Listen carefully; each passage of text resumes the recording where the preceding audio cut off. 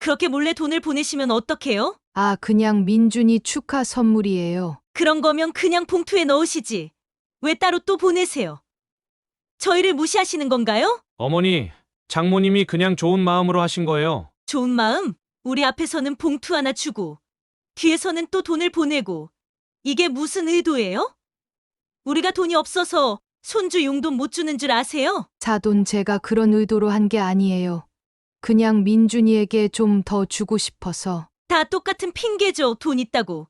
그렇게 유세 떨지 마세요. 우리도 손주 뒷바라지 충분히 할 수 있어요. 어머니, 진정하세요. 사람들이 다 보고 있어요. 창피해.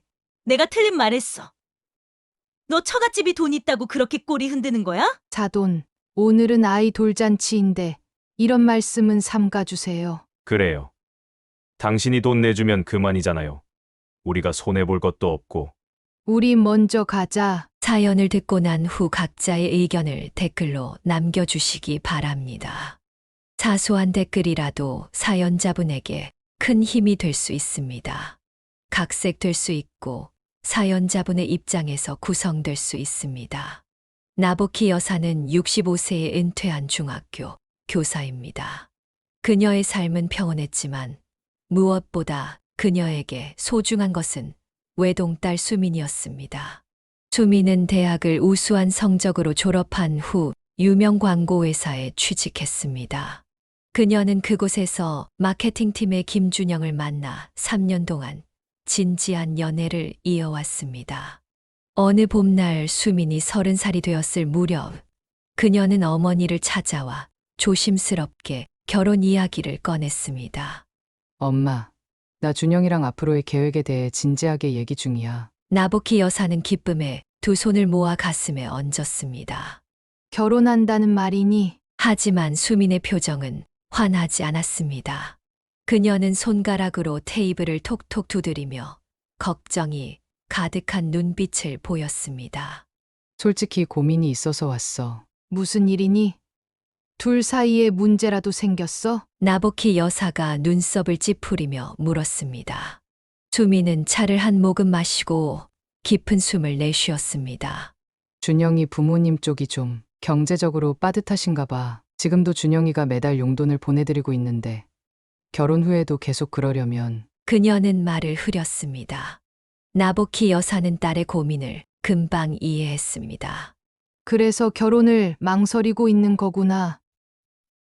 준영이는 진짜 좋은 사람이고 나도 정말 결혼하고 싶은데 앞으로 계속 시부모님까지 책임져야 한다고 생각하니 겁이 나더라고. 매달 들어가는 돈이 작은 금액은 아니거든. 나보키 여사는 잠시 생각에 잠겼습니다. 그녀도 젊은 시절 남편과 함께 양가 부모님을 모셨던 경험이 있었습니다. 힘들었지만 그 시간들이 지금 생각해보면 소중한 추억이었습니다.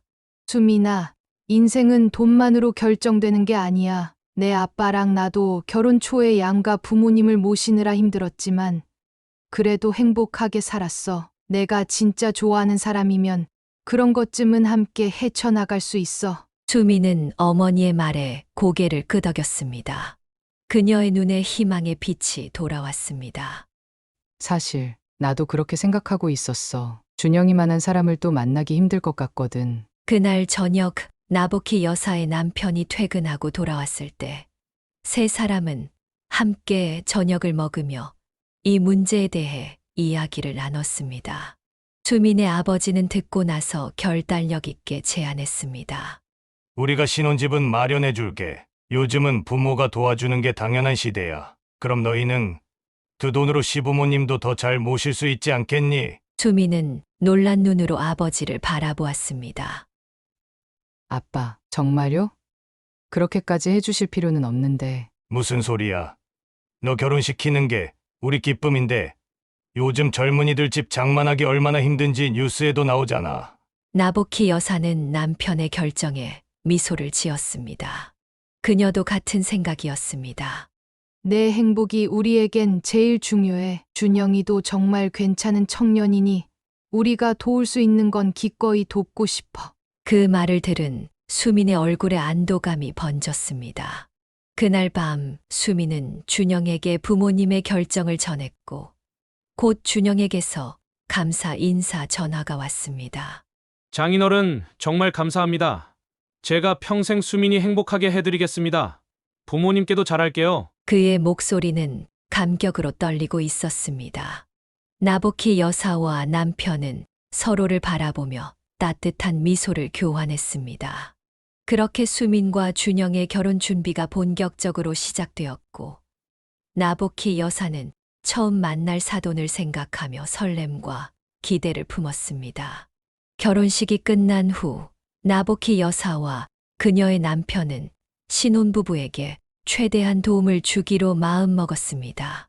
그들은 자신들의 유일한 딸이 새 출발을 하는데 어떤 형태로든 지원하고 싶었습니다.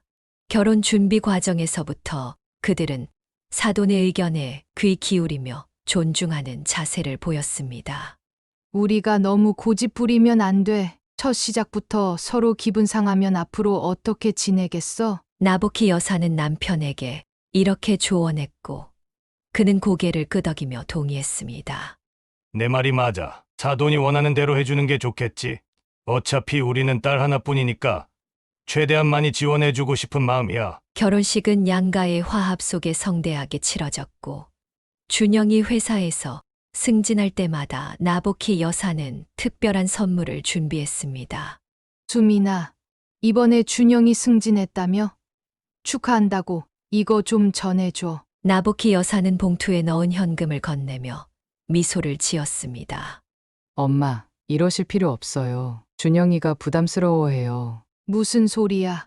사위가 승진했는데 축하도 못해? 우리가 할 수 있는 거라곤 이런 것밖에 없잖니. 수미는 어머니의 마음을 알기에 더 이상 거절하지 않았습니다. 명절이나 생일, 결혼 기념일 같은 특별한 날에도 나보키 여사 부부는 항상 넉넉한 용돈을 보냈습니다. 그들에게는 딸 부부의 행복이 최우선이었습니다. 준영의 경력이 안정되고 2년이 지났을 무렵 수민과 준영은 이사를 고민하기 시작했습니다. 부동산 가격이 천정부지로 오르는 상황이라 쉽지 않은 결정이었습니다. 어느 날 저녁 수민이 친정을 방문했을 때였습니다. 요즘 집 알아보고 있어요. 근데 서울은 너무 비싸서 어려울 것 같아요. 나보키 여사가 물었습니다. 어디 괜찮은 데 없니? 너희가 원하는 지역은 어디야? 강남은 무리고요. 서울 외곽이나 경기도 쪽 알아보고 있어요. 나보키 여사와 남편은 서로 눈빛을 교환했습니다. 그들은 이미 이런 상황을 예상하고 준비해 두었습니다. 너희가 마음에 드는 집 있으면 말해. 우리가 좀 보태줄게. 수미는 놀랐습니다. 아니에요. 이미 결혼할 때 너무 많이 도와주셨는데. 나보키 여사의 남편이 단호하게 말했습니다. 이건 우리가 하고 싶어서 하는 거야. 너희 나이에 집 한 채 장만하는 게 얼마나 어려운지 우린 잘 알아. 대출금 상환하느라 허리 휘는 꼴 보고 싶지 않다. 결국 수민과 준영은 서울 동쪽 변두리에 있는 작은 아파트를 알아보게 되었고, 나보키 여사 부부는 대출금의 상당 부분을 지원해 주기로 결정했습니다. 덕분에 젊은 부부는 금융 부담을 크게 줄일 수 있었습니다. 장인어른, 장모님, 정말 감사합니다. 이렇게까지 해주시다니. 준영은 진심으로 감사의 마음을 표했습니다. 뭘 이런 걸 가지고 그래. 우리 딸 행복하게 해주는 게 더 고맙지. 나보키 여사는 환하게 웃으며 대답했습니다. 시간이 흐르면서 나보키 여사 부부는 크고 작은 일에 계속해서 도움을 주었습니다. 수민이 출산 준비를 할 때도 아이를 위한 육아용품을 사느라 분주했습니다. 그들에게는 딸 가족의 행복이 곧 자신들의 행복이었습니다. 어느 날 수민으로부터 시어머니의 환갑 소식을 들었습니다. 다음 달에 어머님 환갑이세요. 뭐 좋은 선물이 없을까 고민 중이에요. 나보키 여사는 잠시 생각하더니 제안했습니다. 요즘은 뭐니 해도 현금이 제일 실용적이라던데 내가 주변에 물어봤더니 고급 상품권이나 현금을 선물하는 게 제일 낫대. 그런가요? 그럼 그렇게 해볼게요. 내가 봉투에 축하금 좀 보탤게. 사돈께 잘 전해드려. 수미는 어머니의 배려에 감사했습니다. 그녀는 어머니가 얼마나 자신의 결혼 생활이 순탄하기를 바라는지 잘 알고 있었습니다. 환갑 당일 준영의 어머니는 나복희 여사가 보낸 봉투를 받고 감동했다고 합니다. 이런 정성과 배려가 처음에는 양가의 관계를 더 돈독하게 만드는 것처럼 보였습니다. 나복희 여사의 선물을 받고 몇 개월이 지난 후 수미는 점점 긴장된 표정으로 친정을 방문하는 일이 잦아졌습니다.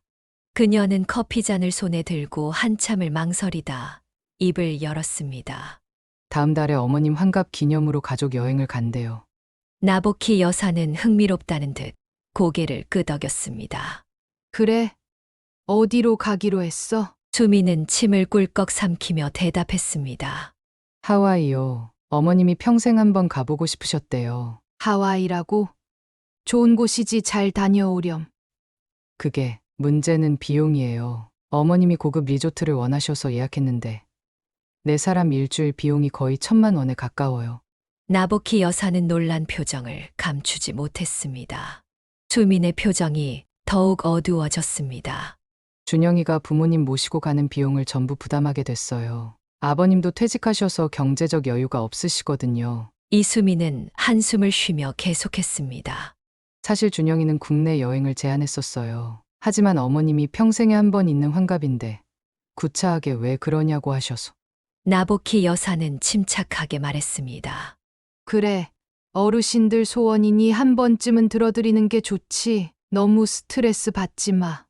문제는 우리가 지금 적금 들고 있던 돈을 거의 다 써야 한다는 거예요. 아이 가질 계획도 있었는데 육아 자금으로 모아둔 돈을 쓰게 됐어요. 준영은 집에서 수민과 이 문제로 날마다 고민했습니다. 어느 날 저녁 그는 용기를 내어 시어머니에게 전화를 걸었습니다. 어머니, 하와이 말고 제주도는 어떠세요? 거기도 정말 멋진 호텔이 많아요. 전화 너머로 들려오는 목소리는 냉랭했습니다. 왜 갑자기 그런 소리를 해? 이미 예약금도 냈다며. 네. 그런데 요즘 회사 사정도 좀 어렵고 수민이와 앞으로 아이도 가질 계획이라. 그럼 내 환갑은 안 중요하다는 거니? 평생 한 번 있는 일인데. 결국 준영은 어머니를 설득하지 못했고 수민에게 미안한 마음으로 돌아왔습니다. 어떻게 됐어? 수민이 기대에 찬 눈으로 물었습니다.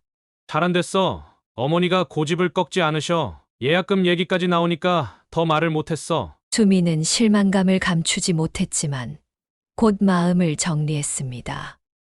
괜찮아. 어차피 한 번뿐인 환갑이니까 잘 모시고 다녀오자. 하지만 이 결정은 곧 가족 내 갈등으로 번졌습니다. 준영의 아버지가 여행 계획을 알게 되자 강하게 반대했기 때문입니다. 무슨 미친 짓이야? 그런 호화로운 여행 갈 형편이 안 되잖아. 준영의 어머니는 이에 발끈했습니다. 당신은 왜 항상 내 일에 찬물을 끼얹어? 아들이 효도하겠다는데 뭐가 문제야? 이 말다툼은 날이 갈수록 심해졌고 결국 준영의 부모님은 서로 말도 않는 상황이 되었습니다. 수미는 매일 밤 시부모님의 갈등 때문에 괴로워하는 남편을 지켜보며 가슴 아팠습니다. 여행을 일주일 앞둔 어느 날 수미는 나복희 여사에게 모든 상황을 털어놓았습니다. 엄마, 나 정말 힘들어요. 이 여행 때문에 시댁이 완전히 전쟁터가 됐어요. 게다가 우리 저축도 거의 다 써버려야 해서. 나복희 여사는 딸을 따뜻하게 안아주었습니다. 내 딸, 많이 힘들었구나 하지만 이미 결정된 일이니 최선을 다해 다녀오렴. 어르신 환갑이니 잘 모시고 돈은 또 벌면 되는 거야. 수미는 눈물을 훔치며 고개를 끄덕였습니다. 그래도 이번 여행 후엔 한동안 허리띠를 졸라매야 할 것 같아요. 준영이가 회사에서 보너스도 못 받게 됐거든요. 결국 환갑 여행은 예정대로 진행되었습니다. 하와이의 고급 리조트에서 일주일을 보낸 후 수민과 준영은 예상대로 재정적으로 많은 부담을 떠안게 되었습니다. 그들은 외식을 줄이고 불필요한 지출을 최대한 자제했습니다. 아이를 갖는 계획도 당분간 미루어야 했습니다. 더 큰 문제는 여행이 끝난 후에도 준영의 부모님 사이의 갈등이 해소되지 않았다는 점이었습니다. 오히려 여행 중에 있었던 사소한 일들로 인해 더 깊어진 상태였습니다. 준영의 아버지는 아내가 과시욕 때문에 아들 부부에게 무리한 부담을 지웠다며 비난했고, 준영의 어머니는 남편이 자신의 특별한 날을 망쳤다며 원망했습니다. 이 모든 상황을 지켜보던 나부키 여사는 마음이 무거웠습니다. 그녀는 딸과 사위가 경제적 어려움 속에서도 시부모를 위해 최선을 다하는 모습에 가슴 아팠지만, 한편으로는 이런 갈등이 앞으로 더 큰 문제의 전조가 아닐까 우려되었습니다. 그녀는 이제 다가올 남편의 생일을 어떻게 준비해야 할지 고민하기 시작했습니다. 환갑 여행 이후 몇 개월이 지났습니다. 수민과 준영은 여전히 경제적 어려움을 겪고 있었지만 조금씩 상황이 나아지고 있었습니다. 그러던 어느 날, 수민이 나부키 여사에게 전화를 걸었습니다. 엄마, 다음 달이 준영이 생일인데 특별한 걸 해주고 싶어요. 그래. 뭐 생각하고 있니? 사실 준영이가 요즘 회사 일로 너무 스트레스 받아서 짧게라도 여행을 가면 좋을 것 같아요. 그런데 엄마 아빠도 같이 가면 어떨까 싶어서요. 나부키 여사는 잠시 생각에 잠겼습니다. 딸 부부가 요즘 경제적으로 어려운 상황이라는 것을 잘 알고 있었습니다. 우리랑 같이? 그거 좋은 생각인데 어디로 가고 싶은데? 제주도 정도 생각하고 있어요. 길게 못 가더라도 3박 4일 정도. 오랜만에 가족끼리 시간도 보내고 좋을 것 같아서요. 나부키 여사는 딸의 목소리에서 부담감을 느꼈습니다. 그녀는 곧 결단을 내렸습니다. 그래. 좋은 생각이다. 아빠한테도 말해볼게. 근데 수민아, 여행 경비는 우리가 낼게. 아니에요.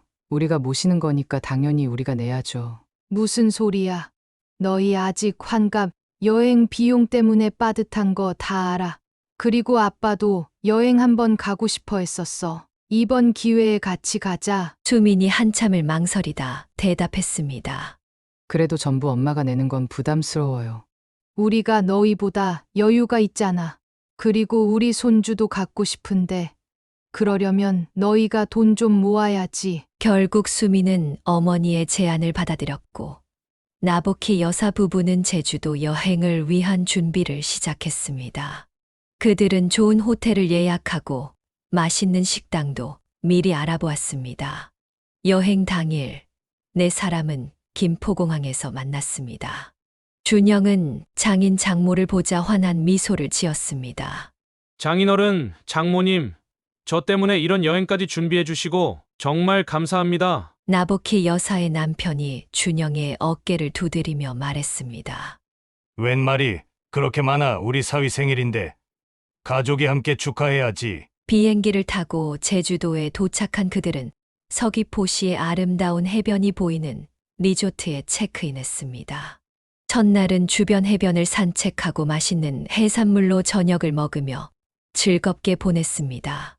수미는 오랜만에 편안한 표정을 지었고, 준영도 회사 스트레스를 잊은 듯 보였습니다. 둘째 날, 그들은 한라산 등반을 계획했지만 갑자기 비가 내려 실내 박물관으로 일정을 변경했습니다. 점심을 먹고 있을 때 수민의 휴대폰이 울렸습니다. 발신자 확인을 한 수민의 얼굴이 굳어졌습니다. 잠시만요. 어머님 전화네요. 수민은 자리를 피해 통화를 하러 갔습니다. 5분 후 돌아온 그녀의 표정은 더욱 어두워져 있었습니다. 무슨 일이니? 나부키 여사가 물었습니다. 아, 별거 아니에요. 그냥 제주도 날씨가 어떠냐고 물어보셨어요. 하지만 준영의 표정도 좋지 않았습니다. 그는 분명 무언가를 감추고 있는 듯 했습니다. 점심 후 관광을 계속하는 동안에도 수민의 전화는 계속 울렸고, 매번 발신자는 시어머니였습니다. 저녁 식사 중에도 전화가 왔고, 이번에는 준영이 자리를 피해 통화를 했습니다. 돌아온 그의 표정은 더욱 어두웠습니다. 무슨 일이라도 있는 거니? 나부키 여사가 결국 물었습니다. 아니에요. 그냥 어머니가 궁금하신 게 있으셔서 준영은 대답을 얼버무렸습니다.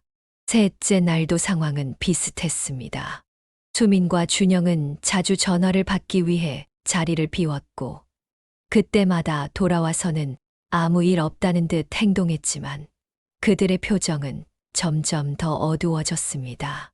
여행 마지막 날 밤, 나보키 여사는 호텔 발코니에서 신선한 공기를 마시고 있었습니다. 그때 옆방 발코니에서 수민과 준영의 목소리가 들려왔습니다. 난 정말 미치겠어. 왜 자꾸 이런 전화를 하시는 거야? 수민의 목소리가 떨렸습니다. 나도 모르겠어. 어머니가 우리가 돈 많이 쓴다고 걱정하시는 것 같아. 무슨 돈을 써? 다 엄마가 내셨는데. 그것도 아시면서 끊임없이 뭐 먹었냐, 어디 갔냐, 얼마나 썼냐. 이런 걸 왜 물으시는 거야? 작년에 우리가 부모님 모시고 여행 갔을 때도 이러지 않으셨는데 그때는 내가 다 계산했잖아. 근데 이번엔 내 부모님이 내니까 그게 못마땅하신가 봐. 준영은 깊은 한숨을 내쉬었습니다. 미안해. 내가 어떻게든 해볼게. 앞으로는 전화 안 받을게. 아니야. 내 잘못이 아니야. 그냥 여행이 망쳐져서 속상해. 나보키 여사는 그 대화를 우연히 듣게 되어 마음이 무거워졌습니다. 딸과 사위가 즐겁게 보내야 할 여행이 이렇게 망쳐지고 있다니. 그녀는 조용히 방으로 돌아왔습니다. 다음 날 아침 체크아웃을 하고 공항으로 향하는 택시 안에서 나보키 여사는 남편과 눈빛을 교환했습니다. 그는 이미 아내의 생각을 읽은 듯 했습니다. 수민아, 준영아, 이번 여행 어땠어? 나보키 여사가 조심스럽게 물었습니다. 정말 좋았어요. 엄마, 오랜만에 편안하게 쉬었어요. 수민이 억지 미소를 지으며 대답했습니다. 나보키 여사는 더 이상 묻지 않았습니다. 하지만 그녀의 마음속에는 불안감이 자리 잡았습니다. 왜 사돈이 이렇게 간섭하는 것일까? 단순한 걱정을 넘어서 뭔가 더 깊은 문제가 있는 것은 아닐까? 그녀는 앞으로 딸의 결혼 생활이 순탄하지 않을 수도 있다는 예감에 가슴이 무거워졌습니다. 제주도 여행에서 돌아온 지 2달 후 수미는 뜻밖의 소식을 가지고 친정을 방문했습니다. 그녀의 얼굴에는 오랜만에 환한 미소가 번져 있었습니다. 엄마, 아빠, 저 좋은 소식이 있어요. 나보키 여사가 기대에 찬 눈으로 딸을 바라보았습니다. 설마 임신한 거니? 수미는 수줍게 고개를 끄덕였습니다. 맞아요. 병원에서 확인받았어요. 이제 8주 정도 됐대요. 나보키 여사는 기쁨에 가슴이 벅차올랐습니다. 그녀는 남편과 함께 딸을 꼭 안아주었습니다. 축하한다. 우리 딸, 정말 기쁜 소식이구나. 준영이는 알아. 수민의 아버지가 물었습니다. 네, 어제 말했어요. 너무 좋아하더라고요. 바로 시부모님께도 전화드렸고요. 나보키 여사는 잠시 표정이 굳었지만 곧 미소를 되찾았습니다. 시부모님도 많이 기뻐하시겠네. 네, 그런데 어머님이 걱정을 많이 하세요. 임신 중에 조심할 점, 먹으면 안 되는 음식 같은 거요. 벌써 내일 집에 오신대요. 나보키 여사는 그저 미소를 지을 뿐이었습니다. 첫 손주의 소식에 기쁨이 컸지만 한편으로는 걱정이 되기도 했습니다. 임신 기간 동안 수미는 시어머니의 과도한 간섭으로 스트레스를 받았습니다. 식단부터 생활 패턴까지 모든 것을 지적받았고 심지어 친정에 다녀오는 것도 태아에게 좋지 않다며 제안하려 했습니다. 하지만 수미는 최대한 참고 견디며 뱃속 아이를 위해 좋은 마음가짐을 유지하려 노력했습니다. 10개월의 기다림 끝에 수미는 건강한 사내아이를 출산했습니다. 나보키 여사와 남편은 기쁨에 들떠 산부인과 병원을 찾았습니다. 그들은 귀여운 옷가지와 아기 용품이 가득 담긴 선물 바구니를 준비해 갔습니다. 여보, 우리 손자 보러 가는 거야. 너무 설레네. 그래, 기대된다. 우리 수민이도 얼마나 힘들었을까? 병원 산후조리실에 도착한 그들은 이미 그곳에 와 있는 사람들을 발견하고 걸음을 멈췄습니다. 준영의 부모가 먼저 와 있었던 것입니다. 나보키 여사가 공손히 인사했습니다. 사도는 대답 대신 나보키 부부의 손에 들린 선물을 힐끔 쳐다보았습니다. 저런, 뭘 그렇게 많이 사오셨어요? 저희는 손주 얼굴이나 보러 왔는데 이렇게 비교되니 민망하네요. 빈정거리는 말투에 나보키 여사는 당황했습니다. 그녀는 미소를 지으며 대답했습니다. 아이고, 무슨 말씀이세요? 그냥 필요할 것 같은 것들 조금 준비했을 뿐이에요. 준영아, 이것 좀 받아서 정리해라. 내 처가에서 선물이 왔다. 사돈이 준영을 불렀습니다.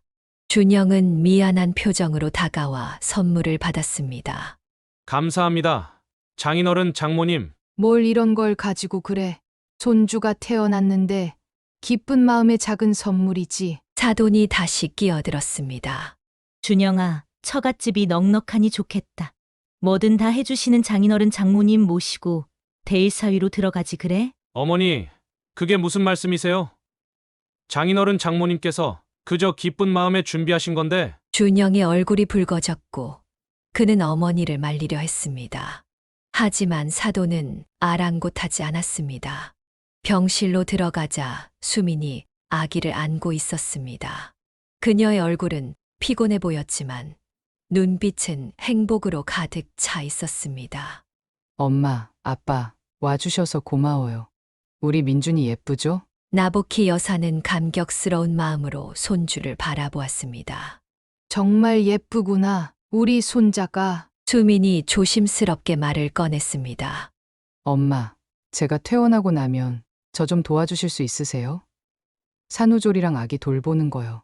당연하지. 내가 매일은 아니더라도 자주 가서 도와줄게. 그 말을 들은 사돈이 불쑥 끼어들었습니다. 그건 좀 곤란할 것 같은데요. 산후조리는 시어머니가 해주는 게 당연한 거 아닌가요? 제가 할게요. 아, 네. 그렇지만 친정 엄마도 함께 도와주면 좋을 것 같아서요. 수민이 조심스럽게 대답했습니다. 장모님이 오시면 우리 준영이가 불편해할 텐데요. 그리고 아이 면역력도 약하니 너무 많은 사람이 드나드는 건 좋지 않잖아요. 나보키 여사는 당황했지만 딸의 눈치를 보며 대답했습니다. 그럼 수민이가 필요할 때 연락하면 가도록 할게. 그리고 사부인, 요즘 어떻게 그렇게 자주 우리 집에 오시나요? 준영이가 말은 안 해도 부담스러워 하더라고요. 나보키 여사는 어이가 없었습니다. 그녀가 수민의 집을 방문한 것은 임신 기간 내내 5번도 채 되지 않았습니다. 제가 언제 자주 갔다는 건지 임신 초기에 1번, 중기에 2번, 그리고 출산 전에 1번 정도. 그래도 너무 자주 오시는 것 같아요. 신혼부부인데 사생활도 있잖아요. 준영이 급히 끼어들었습니다. 어머니, 그만하세요. 장모님이 오신 적이 거의 없으세요. 오히려 제가 더 뵙고 싶었는데 너는 좀 조용히 해. 내가 며느리 걱정해서 하는 말이야. 병실의 공기가 차갑게 얼어붙었습니다. 나보키 여사는 이 상황이 불편했지만 딸과 손주를 위해 참기로 했습니다. 괜찮아요. 저는 수민이가 필요할 때만 가도록 할게요. 아이 건강이 제일 중요하니까요. 사도는 승리의 미소를 지었습니다. 나보키 여사는 마지못해 손주를 한 번 더 바라보고 병실을 나왔습니다. 그녀의 마음은 무거웠습니다.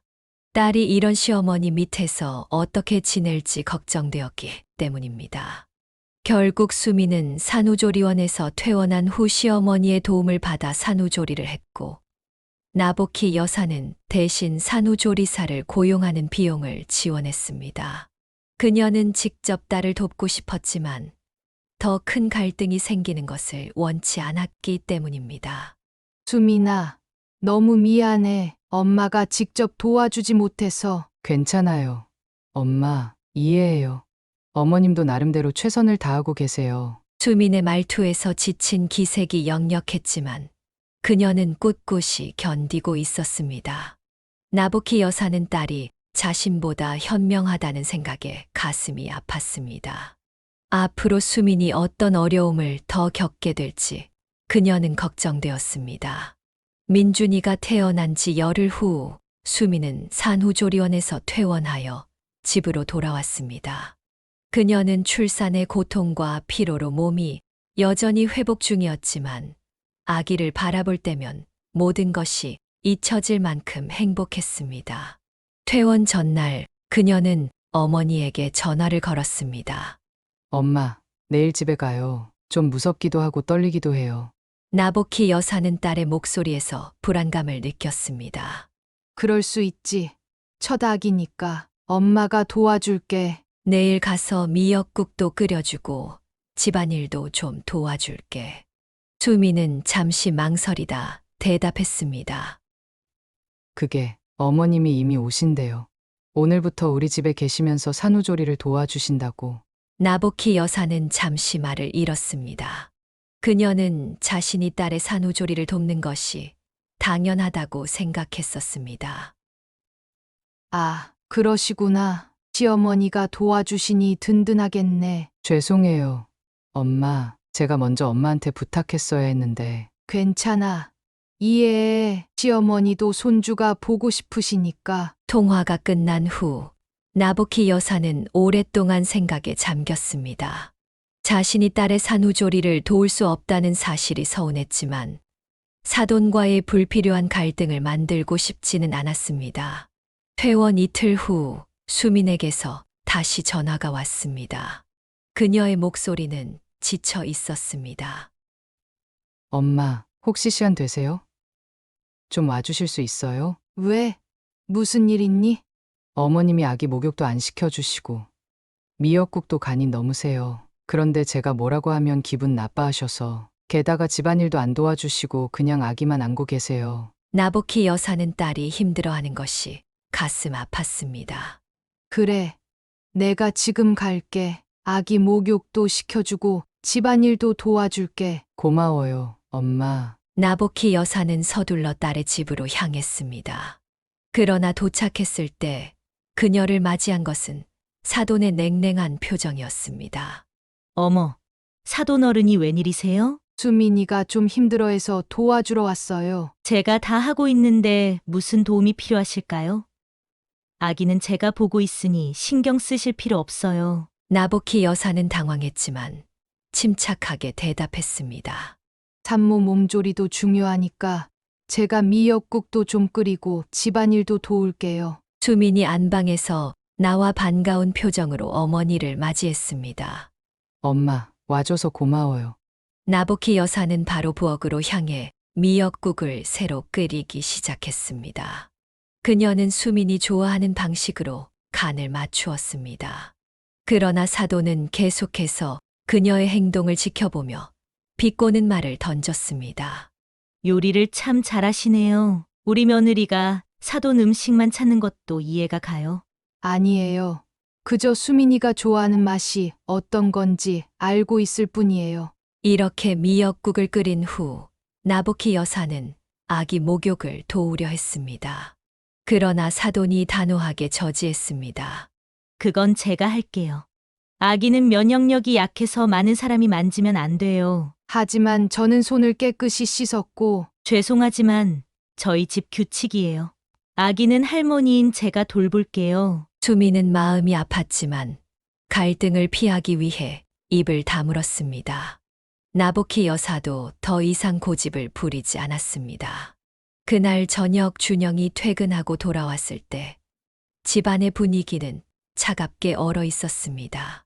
그는 상황을 직감하고 나보키 여사에게 미안한 듯 말했습니다. 장모님, 오늘 와주셔서 감사합니다. 수민이가 많이 편안해 보여요. 사돈이 곧바로 끼어들었습니다. 준영아, 장모님이 오시면 내가 불편하지 않니? 집이 좁은데 사람이 너무 많으면. 전혀 불편하지 않아요, 어머니. 오히려 장모님이 와주셔서 수민이에게 큰 도움이 됐어요. 나보키 여사는 이 상황이 더 악화되기 전에 물러나기로 했습니다. 저는 이제 돌아가 볼게요. 수민아, 필요한 거 있으면 언제든 전화해. 집으로 돌아온 나보키 여사는 남편에게 오늘 있었던 일을 털어놓았습니다. 아무리 생각해도 이해가 안 돼. 왜 저렇게까지 나를 멀리하려고 하는 걸까? 사돈도 나름대로 걱정이 있겠지. 우리가 경제적으로 도움을 많이 주다 보니 상대적으로 위축감을 느끼는 건 아닐까? 그래도 이건 아니지. 외할머니가 손주도 못 안아보게 하다니. 다음 날 수민에게서 다시 연락이 왔습니다. 엄마, 어제 일은 정말 죄송해요. 괜찮아. 이해해. 시어머니도 손주가 귀여우니까 그러시는 거야. 근데 저희 정말 힘들어요. 어머님이 계속 아기만 독차지하시고 저는 쉬지도 못하게 이것저것 시키세요. 준영이도 매일 잔소리 들어서 스트레스 받고 나보키 여사는 한참을 생각한 끝에 제안했습니다. 그럼 이렇게 하자. 내가 직접 가진 못하더라도 산후조리 도우미를 쓰는 비용을 내줄게. 전문가가 오면 시어머니도 뭐라 하진 않으실 거야. 정말요? 그게 가능할까요? 당연하지. 우리 딸 건강이 제일 중요하니까. 그렇게 나보키 여사는 전문 산후조리 도우미를 고용하는 비용을 지원했습니다. 도우미는 매일 4시간씩 와서 집안일과 아기 돌보기를 도왔습니다. 사도는 처음에는 불만스러워했지만 전문가의 조언을 무시할 수는 없었습니다. 시간이 흐르면서 수민의 몸은 점차 회복되었고 아기도 건강하게 자랐습니다. 나보키 여사는 매주 한 번씩 전화로 딸의 안부를 물었지만 직접 방문하는 것은 자제했습니다. 그녀는 딸과 사위의 정신 건강을 위해 적절한 거리를 유지하는 것이 최선이라고 생각했습니다. 한 달이 지난 후 준영이 직접 나보키 여사에게 전화를 걸었습니다. 장모님, 정말 감사드립니다. 도우미 아주머니 덕분에 수민이가 많이 편해졌어요. 그리고 어머니가 이제 고향으로 돌아가셨어요. 다행이구나. 수민이 몸은 좀 어때? 많이 좋아졌어요. 그런데 장모님이 아기를 한 번도 제대로 못 보셨잖아요. 이번 주말에 저희 집에 와주시면 안 될까요? 나보키 여사의 눈에 눈물이 고였습니다. 그래. 꼭 갈게. 고맙다. 준영아. 그녀는 사위가 이렇게 배려심 깊은 사람이라는 것에 감사했습니다. 비록 사돈과의 관계는 여전히 어려웠지만 적어도 딸과 사위가 자신의 편이라는 사실이 위로가 되었습니다. 그리고 무엇보다 곧 사랑하는 외손자를 품에 안을 수 있다는 생각에 가슴이 벅차올랐습니다. 시간은 눈 깜짝할 사이에 흘러갔습니다. 어느덧 민준이가 태어난 지 1년이 되어 돌을 맞이하게 되었습니다. 수미는 아이의 첫 번째 생일을 어떻게 축하할지 고민하다가 나보키 여사에게 조언을 구했습니다. 엄마, 민준이 돌잔치 어떻게 하면 좋을까요? 요즘은 스튜디오에서 사진 찍고 가족끼리 조용히 식사하는 추세라던데. 나보키 여사는 딸의 의견을 존중하고 싶었습니다. 너희가 편한 대로 하면 돼. 큰 자리 갖기보다 의미 있게 보내는 게 중요하지. 수미는 잠시 고민하다 말했습니다. 사실 준영이 부모님이 호텔에서 돌잔치를 하자고 하시는데 우리는 좀 부담스러워요. 친척도 많지 않고 아기도 시끄러운 걸 싫어해서. 시부모님 의견도 존중해야 하니까 절충안을 찾아보는 게 어떨까? 호텔에서 하되 인원은 가족끼리만 소규모로. 결국 수민과 준영은 고급 호텔 레스토랑에 예약을 했습니다. 양가 부모님과 삼촌 부부 2명만 초대하여 아늑한 자리를 마련하기로 했습니다. 수민은 호텔 비용이 부담되었지만 첫 아이의 돌잔치라 특별하게 기억되길 바랐습니다. 돌잔치 당일 나보키 여사와 남편은 정성껏 준비한 선물을 들고 호텔에 도착했습니다. 그들은 유일한 외손자의 첫 생일을 축하하는 마음의 봉투에 넉넉한 축하금을 담았습니다. 또한 금으로 된 작은 돌반지도 준비했습니다. 여보, 우리 외손자 돌이라 나도 모르게 설레네. 민준이 보면 또 얼마나 컸을지. 그러게 말이야. 벌써 1년이라니. 참 빠르다. 호텔 로비에 들어서자 수민과 준영이 민준이를 안고 기다리고 있었습니다.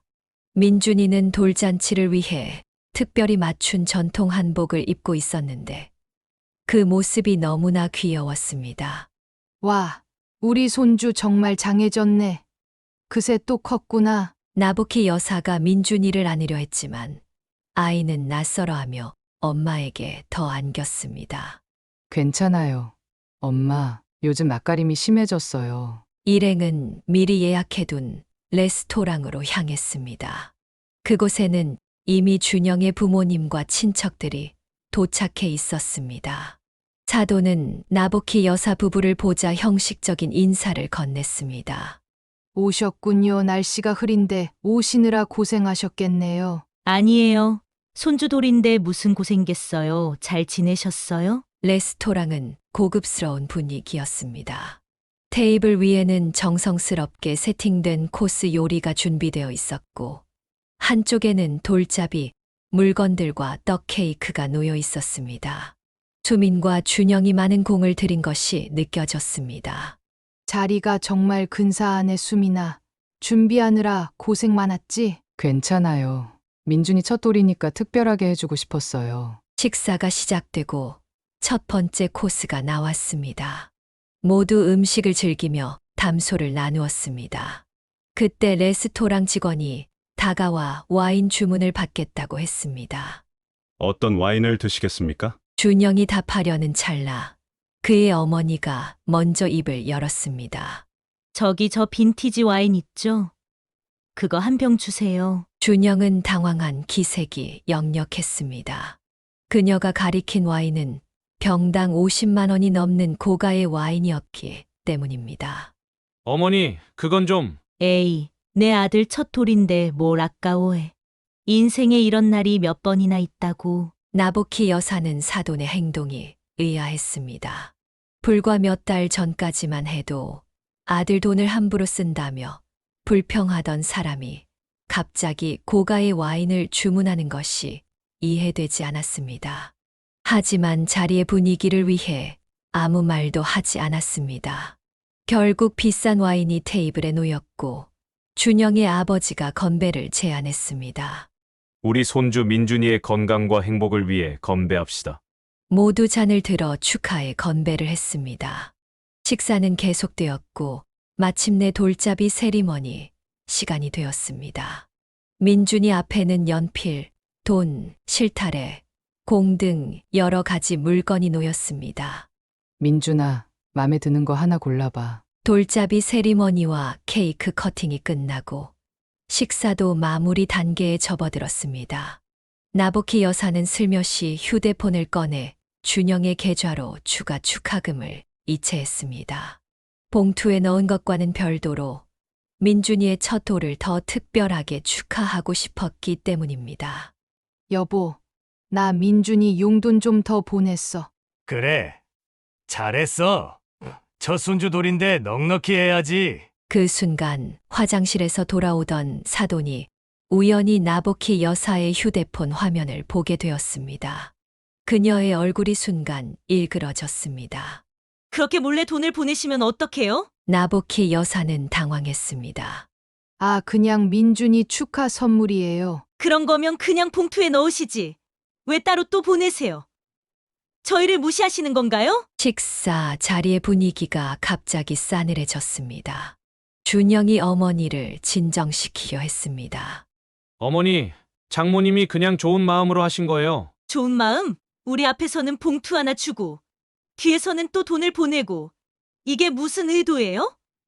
우리가 돈이 없어서 손주 용돈 못 주는 줄 아세요? 나보키 여사는 당혹스러웠습니다. 그녀는 단지 외손자를 위한 마음에서 한 행동이었는데 이렇게 오해를 받게 될 줄은 몰랐습니다. 사돈, 제가 그런 의도로 한 게 아니에요. 그냥 민준이에게 좀 더 주고 싶어서. 다 똑같은 핑계죠. 돈 있다고.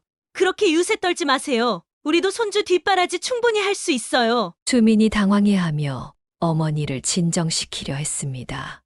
어머니, 진정하세요. 사람들이 다 보고 있어요. 하지만 준영의 어머니는 이미 흥분 상태였습니다. 창피해. 내가 틀린 말했어. 너 처갓집이 돈 있다고 그렇게 꼬리 흔드는 거야? 준영은 얼굴이 붉어졌고 나보키 여사의 남편은 더 이상 참을 수 없다는 듯 자리에서 일어났습니다. 사돈, 오늘은 아이 돌잔치인데 이런 말씀은 삼가주세요. 그래요. 당신이 돈 내주면 그만이잖아요.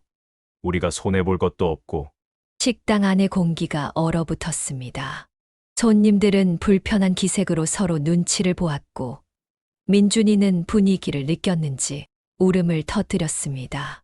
수미는 아이를 안고 자리를 피했고 준영은 난처한 표정으로 서 있었습니다. 나보키 여사는 더 이상 이 자리에 있고 싶지 않았습니다. 그녀는 조용히 남편의 손을 잡고 일어섰습니다. 우리 먼저 가자. 돌잔치는 이렇게 파국으로 끝났습니다. 나보키 여사와 남편은 무거운 마음으로 호텔을 나왔고 뒤에서는 여전히 사돈의 목소리가 들려오고 있었습니다. 그들은 택시를 타고 집으로 돌아가는 내내 말이 없었습니다.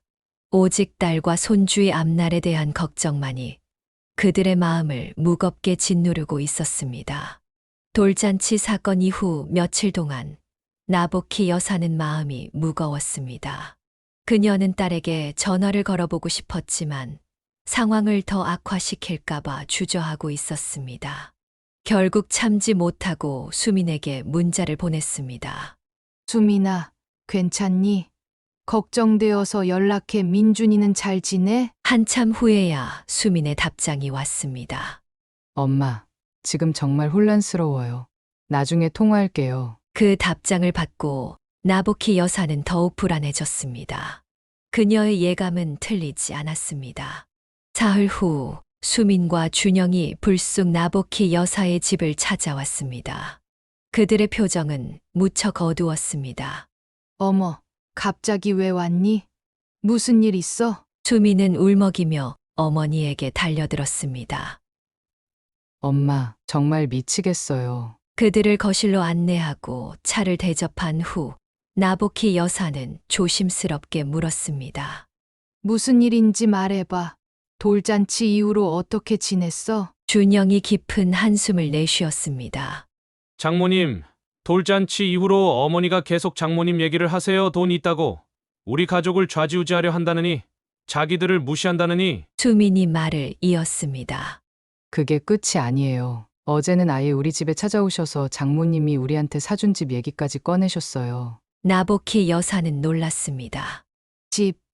왜 갑자기 집 얘기를 하시는데? 장모님이 집을 사줘서 우리가 시부모를 홀대한다고 하셨어요. 우리 엄마가 다 해주니까 시부모는 안중에도 없다고.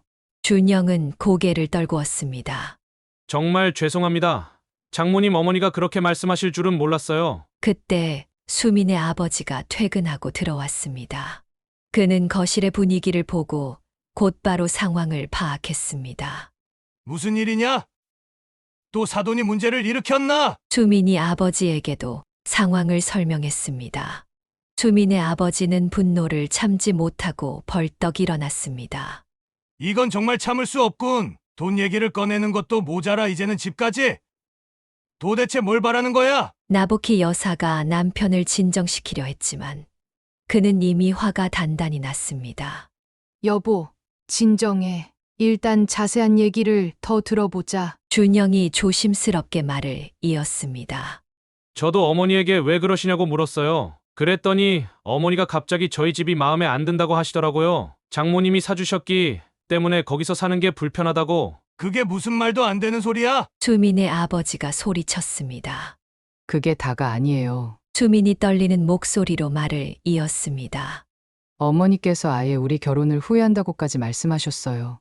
처가가 돈이 있어서 준영이를 꼬셨다고, 하나뿐인 아들을 빼앗아 갔다고. 나보키 여사는 그 말을 듣고 가슴이 철렁 내려앉았습니다. 그녀는 여러 감정이 뒤섞여 어떤 말을 해야 할지 몰랐습니다. 그래서 준영이는 뭐라고 했니? 저는 당연히 어머니를 말렸죠. 장모님이 저희를 위해 얼마나 많은 걸 해주셨는지. 그리고 그건 전부 좋은 마음에서 비롯된 거라고 설명했어요. 그랬더니 어머니가 더 화를 내셨어요. 수민이 말했습니다. 여태까지 남의 자식 키우는데 돈 쓴 적 없는데 왜 수민이네는 그렇게 해주냐면서 계속 시비를 걸으셨어요. 나보키 여사의 남편은 더 이상 참을 수 없다는 듯 벌떡 일어섰습니다. 이건 정말 말이 안 되는군. 우리가 딸과 사위를 도와주는 게 뭐가 문제라는 거야? 이제 와서 집 사준 것도 시비 거는 거야? 아빠, 진정하세요. 수민이 아버지의 팔을 잡았습니다. 어떻게 진정해? 이런 식으로 우리 딸 괴롭히는데? 나보키 여사도 화가 났지만 더 큰 갈등을 원치 않았습니다. 여보, 잠시만 냉정하게 생각해보자. 지금 화내봤자 상황만 악화될 뿐이야. 그때 갑자기 현관 초인종이 울렸습니다. 모두가 깜짝 놀라 쳐다보았습니다. 문을 열자 놀랍게도 사돈 부부가 서 있었습니다. 그들의 표정은 무척 험악했습니다. 우리 아들 이 집에 있죠? 나보키 여사는 당황했지만 침착하게 대답했습니다. 안에 있어요. 들어오세요. 사돈 부부가 거실로 들어오자 분위기는 더욱 팽팽해졌습니다. 준영은 부모님을 보고 당혹스러워했습니다. 어머니, 아버지, 어떻게 오셨어요? 너 데리러 왔지. 이제 그만 처가 눈치 보면서 살아라. 집으로 가자. 모두가 어리둥절한 표정으로 사돈을 바라보았습니다. 사돈은 나보키 여사와 남편을 향해 분노를 터뜨렸습니다. 이제 그만하세요. 돈 좀 있다고 사람을 이렇게 무시하면 안 됩니다. 나보키 여사의 남편이 벌떡 일어섰습니다. 무시! 누가 누굴 무시한다는 겁니까? 오히려 사돈께서 우리를 오해하고 계신 것 같은데요. 오해라니요. 집 사줬다고 우리 며느리가 시부모를 무시하게 만들고 용돈 주고 선물 사주고 그렇게 우리를 깔아뭉개려고 하시니 참을 수가 없네요. 수민이 울면서 말했습니다. 어머니, 제가 언제 시부모님을 무시했다는 거예요? 저는 항상 최선을 다해 공경했어요. 너는 가만 있어. 처가가 돈이 많으니까 시댁은 안중에도 없지. 상황이 점점 악화되고 있었습니다. 나보키 여사는 이 모든 갈등이 자신 때문에 일어난 것 같아 가슴이 아팠습니다. 사돈 저희는 정말 좋은 마음으로 수민이와 준영이를 도와준 것뿐이에요. 무시할 의도는 전혀 없었어요. 좋은 마음이요? 하나뿐인 우리 아들을 돈으로 꼬셔서 빼앗아 가놓고 그게 좋은 마음이라고요? 그 말에 나보키 여사의 남편은 더 이상 참을 수 없었습니다. 이제 알겠습니다. 사돈께서 그렇게 생각하신다면 우리는 더 이상 딸 부부를 지원하지 않겠습니다. 그러면 이런 오해도 없겠죠. 사돈은 승리감에 차서 웃었습니다. 그래요. 이제 와서 그런 말씀을 하시니 기분이 좀 낫네요. 그리고 집도 돌려받으세요. 우리 아들이 그 집에서 사는 게 불편해요. 모두가 놀란 표정을 지었습니다. 준영이 분노에 차서 일어섰습니다. 어머니, 도대체 무슨 말씀을 하시는 거예요? 그 집은 장인어른과 장모님이 우리를 위해 사주신 거예요. 그래. 그래서 내가 처가 눈치만 보잖아. 이제 그만. 준영은 잠시 침묵했다가 결단을 내린 듯 말했습니다. 알겠습니다. 어머니 말씀대로 하겠습니다. 장모님, 집을 다시 가져가세요. 저희는 다른 곳으로 이사하겠습니다. 수민이 놀라서 남편을 바라보았습니다. 준영아, 무슨 소리야? 미안해, 수민아. 하지만 이렇게는 더 이상 못 살겠어. 우리 힘으로 다시 시작하자. 나보키 여사와 남편은 충격을 받았습니다. 그들은 딸과 사위를 위해 최선을 다했는데 이런 결과를 맞게 될 줄은 몰랐습니다. 나보키 여사는 눈물을 참으며 말했습니다. 준영아, 그럴 필요 없어. 집은 너희 것이야. 하지만 준영은 결심한 듯 보였습니다. 죄송합니다. 장모님, 하지만 이게 최선인 것 같습니다. 사도는 기뻐하는 듯 했지만 수미는 충격에 빠진 채 울고 있었습니다. 나보키 여사와 남편은 서로를 바라보며 깊은 상처를 느꼈습니다. 그들은 이 상황이 어떻게 여기까지 오게 되었는지 이해할 수 없었습니다. 결국 사돈 두 분은 준영을 데리고 자리를 떠났고 수미는 부모님 집에 남았습니다. 그날 밤 나보키 여사 가족은 깊은 슬픔 속에 잠겼습니다. 그들은 이 갈등이 앞으로 어떻게 전개될지 그리고 수민과 준영의 결혼 생활이 어떻게 될지 걱정했습니다. 갈등의 폭풍이 지나간 후 나보키 여사의 집에는 깊은 침묵만이 흘렀습니다. 수미는 친정에서 며칠을 보내며 마음을 추스르려 했지만 아이가 보고 싶어 결국 집으로 돌아갔습니다. 나보키 여사는 딸이 떠난 후에도 자주 연락하고 싶었지만 상황을 악화시킬까 두려워 전화기만 바라볼 뿐이었습니다. 여보, 우리가 너무 멀리 간 걸까? 나보키 여사가 남편에게 물었습니다. 뭐가 멀리 갔다는 거야? 우리는 그저 딸을 도우려고 한 것뿐인데 이렇게 오해받을 줄 누가 알았겠어. 나보키 여사는 창밖을 바라보며 한숨을 내쉬었습니다. 그래도 집에 대한 얘기까지 나왔으니 정말 돌려받아야 할까? 말도 안 돼. 그건 우리가 딸과 사위를 위해 준 선물이야. 사돈이 무슨 권리로 돌려받으라고 하는 건지 모르겠네. 이렇게 두 사람이 갈등하는 동안 수민과 준영의 집에서도 심각한 대화가 오가고 있었습니다. 준영은 자신의 결정을 바꾸지 않았고 수민은 이해할 수 없다는 표정으로 남편을 바라보았습니다. 준영아, 우리 정말 집을 포기해야 해? 이건 너무 큰 결정이야. 미안해. 수민아 하지만 이 상황을 끝내려면 이게 최선인 것 같아. 어머니가 집 때문에 이렇게 괴롭히시는데 차라리 포기하고 새 출발하는 게 낫지 않을까? 수민은 눈물을 참으며 고개를 저었습니다. 그래도 우리 민준이를 위해서 엄마 아빠가 마련해 주신 집인데 그냥 버리기엔 너무 아깝잖아. 준영은 침착하게 수민의 손을 잡았습니다. 버리는 게 아니야. 이 상황을 끝내기 위한 결단이야. 우리가 지금은 어렵더라도 나중에 우리 힘으로 다시 집을 마련하면 돼. 두 사람의 대화는 깊은 밤까지 이어졌고 결국 준영은 다음 날 변호사를 찾아가 증여계약서를 작성했습니다. 그는 장인어른 앞으로 집을 다시 명의 이전하기로 결정했습니다. 이틀 후 준영은 부모님을 찾아갔습니다. 그는 탁자 위에 공증된 증여계약서를 내려놓았습니다. 어머니, 아버지, 제가 장인어른께 집을 돌려드리기로 했습니다. 준영의 어머니는 믿을 수 없다는 듯 서류를 들여다보았습니다. 정말로 했구나. 우리 아들이 이렇게까지 할 줄은. 어머니가 원하신 대로 했습니다. 이제 더 이상 처가의 도움은 받지 않을 거예요. 준영의 어머니는 갑자기 당황한 기색이 역력했습니다. 아니, 그러니까 내 말은 그런 뜻이 아니었는데. 그리고 어머니, 한 가지 더 말씀드릴 게 있습니다. 준영은 심호흡을 한 후 단호하게 말을 이었습니다. 저와 수민이 그리고 민준이는 당분간 어머니와 거리를 두려고 합니다. 지금처럼 계속 갈등하면서 살 수는 없으니까요. 뭐라고? 너 지금 무슨 말을 하는 거니? 부모와 연을 끊겠다는 거야? 준영의 아버지도 놀라서 자리에서 일어났습니다. 준서가, 너 정신이 있는 거야? 어머니 말씀이 심하긴 했어도 그렇지, 부모를 버리겠다니. 버리는 게 아닙니다. 모두의 마음이 진정될 때까지 잠시 시간을 갖자는 거예요. 어머니가 계속 장모님을 비난하고 수민이를 괴롭히는 한 저희 가정은 평화로울 수 없어요. 준영의 어머니는 눈물을 흘리기 시작했습니다. 이게 다 내 처가 때문이야. 돈으로 우리 아들을 사서 부모까지 버리게 만들다니. 어머니, 이제 그만하세요. 제 결정입니다. 돈 문제도 더 이상 없을 거예요. 저희 생활비도 더 이상 드리지 않을게요. 뭐라고? 그럼 우리는 어떻게 살라고? 준영은 진정하려 노력하며 차분히 대답했습니다. 아버지는 아직 일하고 계시잖아요. 그리고 어머니도 건강하시니 파트타임이라도 시작하시면 좋을 것 같아요. 저희도 앞으로 아이 키우는데 돈이 많이 들 거예요. 준영의 어머니는 갑자기 가슴을 부여잡고 의자에 털썩 주저앉았습니다. 어머니. 준영이 놀라서 달려갔습니다.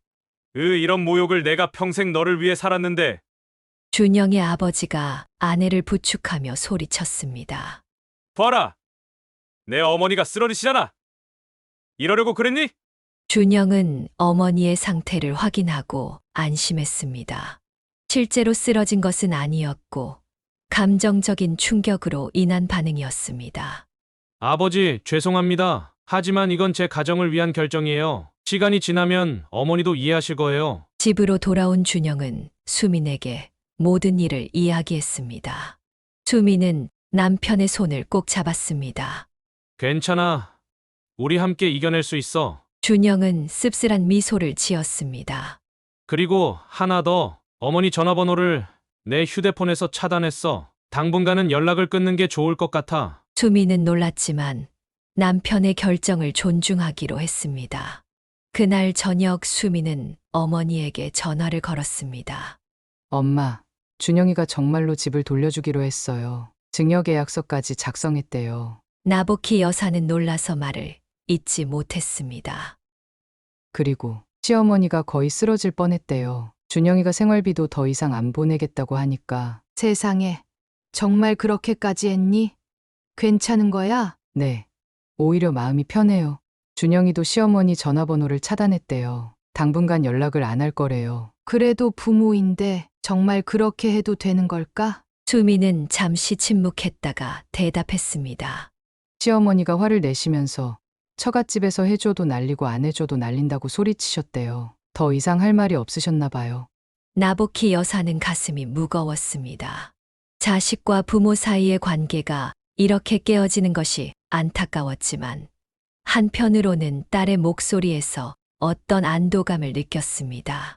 그래도 너희는 괜찮니? 경제적으로 많이 힘들 텐데.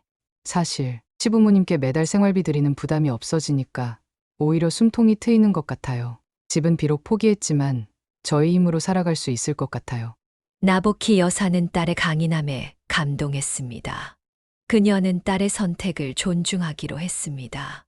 알았다. 수민아, 너희가 결정한 대로 하렴. 하지만 언제든지 도움이 필요하면 말해.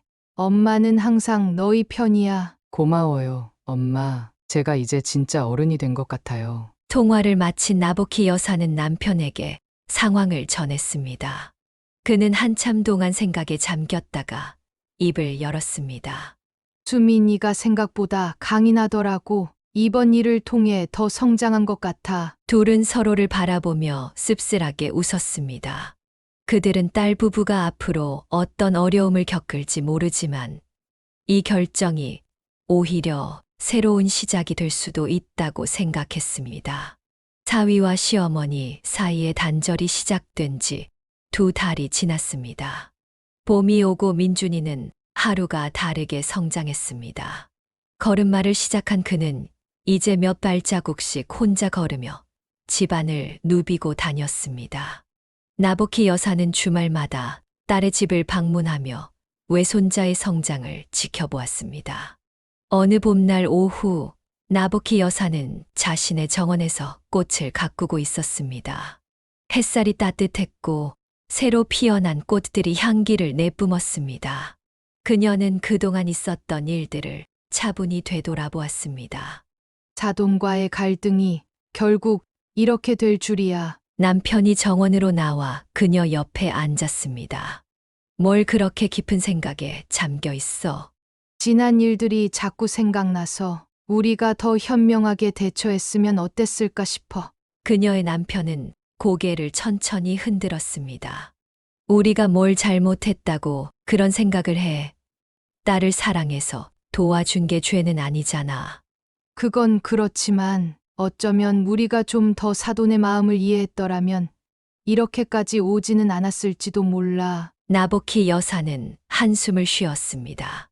그녀는 자신들이 경제적 여유가 있어 딸을 도울 수 있었던 것은 축복이라고 생각했지만 그것이 사돈에게는 상처가 되었을 수도 있다는 생각이 들었습니다. 지금 와서 생각해보니 참 어리석은 일이었어. 우리가 딸에게 해준 것들이 사돈에게는 자존심을 상하게 했을 수도 있겠더라고. 그런 마음을 가진 사돈을 만난 것부터가 불행이었지. 형편 좋고 이해심 많은 사돈을 만났다면 서로 협력하며 아이들을 도울 수 있었을 텐데. 나복희 여사는 손에 든 꽃을 바라보며 미소를 지었습니다. 그래도 우리 준영이는 참 좋은 사람이야. 그런 부모 밑에서 어떻게 저렇게 바르게 자랐는지 신기할 정도야. 저녁이 되자 수민에게서 전화가 왔습니다. 그녀의 목소리는 평소보다 조금 긴장된 듯 했습니다. 엄마, 오늘 시어머니에게서 연락이 왔어요. 나복희 여사는 가슴이 철렁 내려앉았습니다. 그래, 무슨 내용이었어?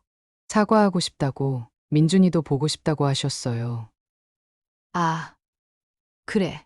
너희는 어떻게 생각해? 수민은 잠시 침묵했다가 대답했습니다. 준영이는 아직 마음의 준비가 안 됐대요. 2달 만에 갑자기 연락이 와서 당황스럽대요.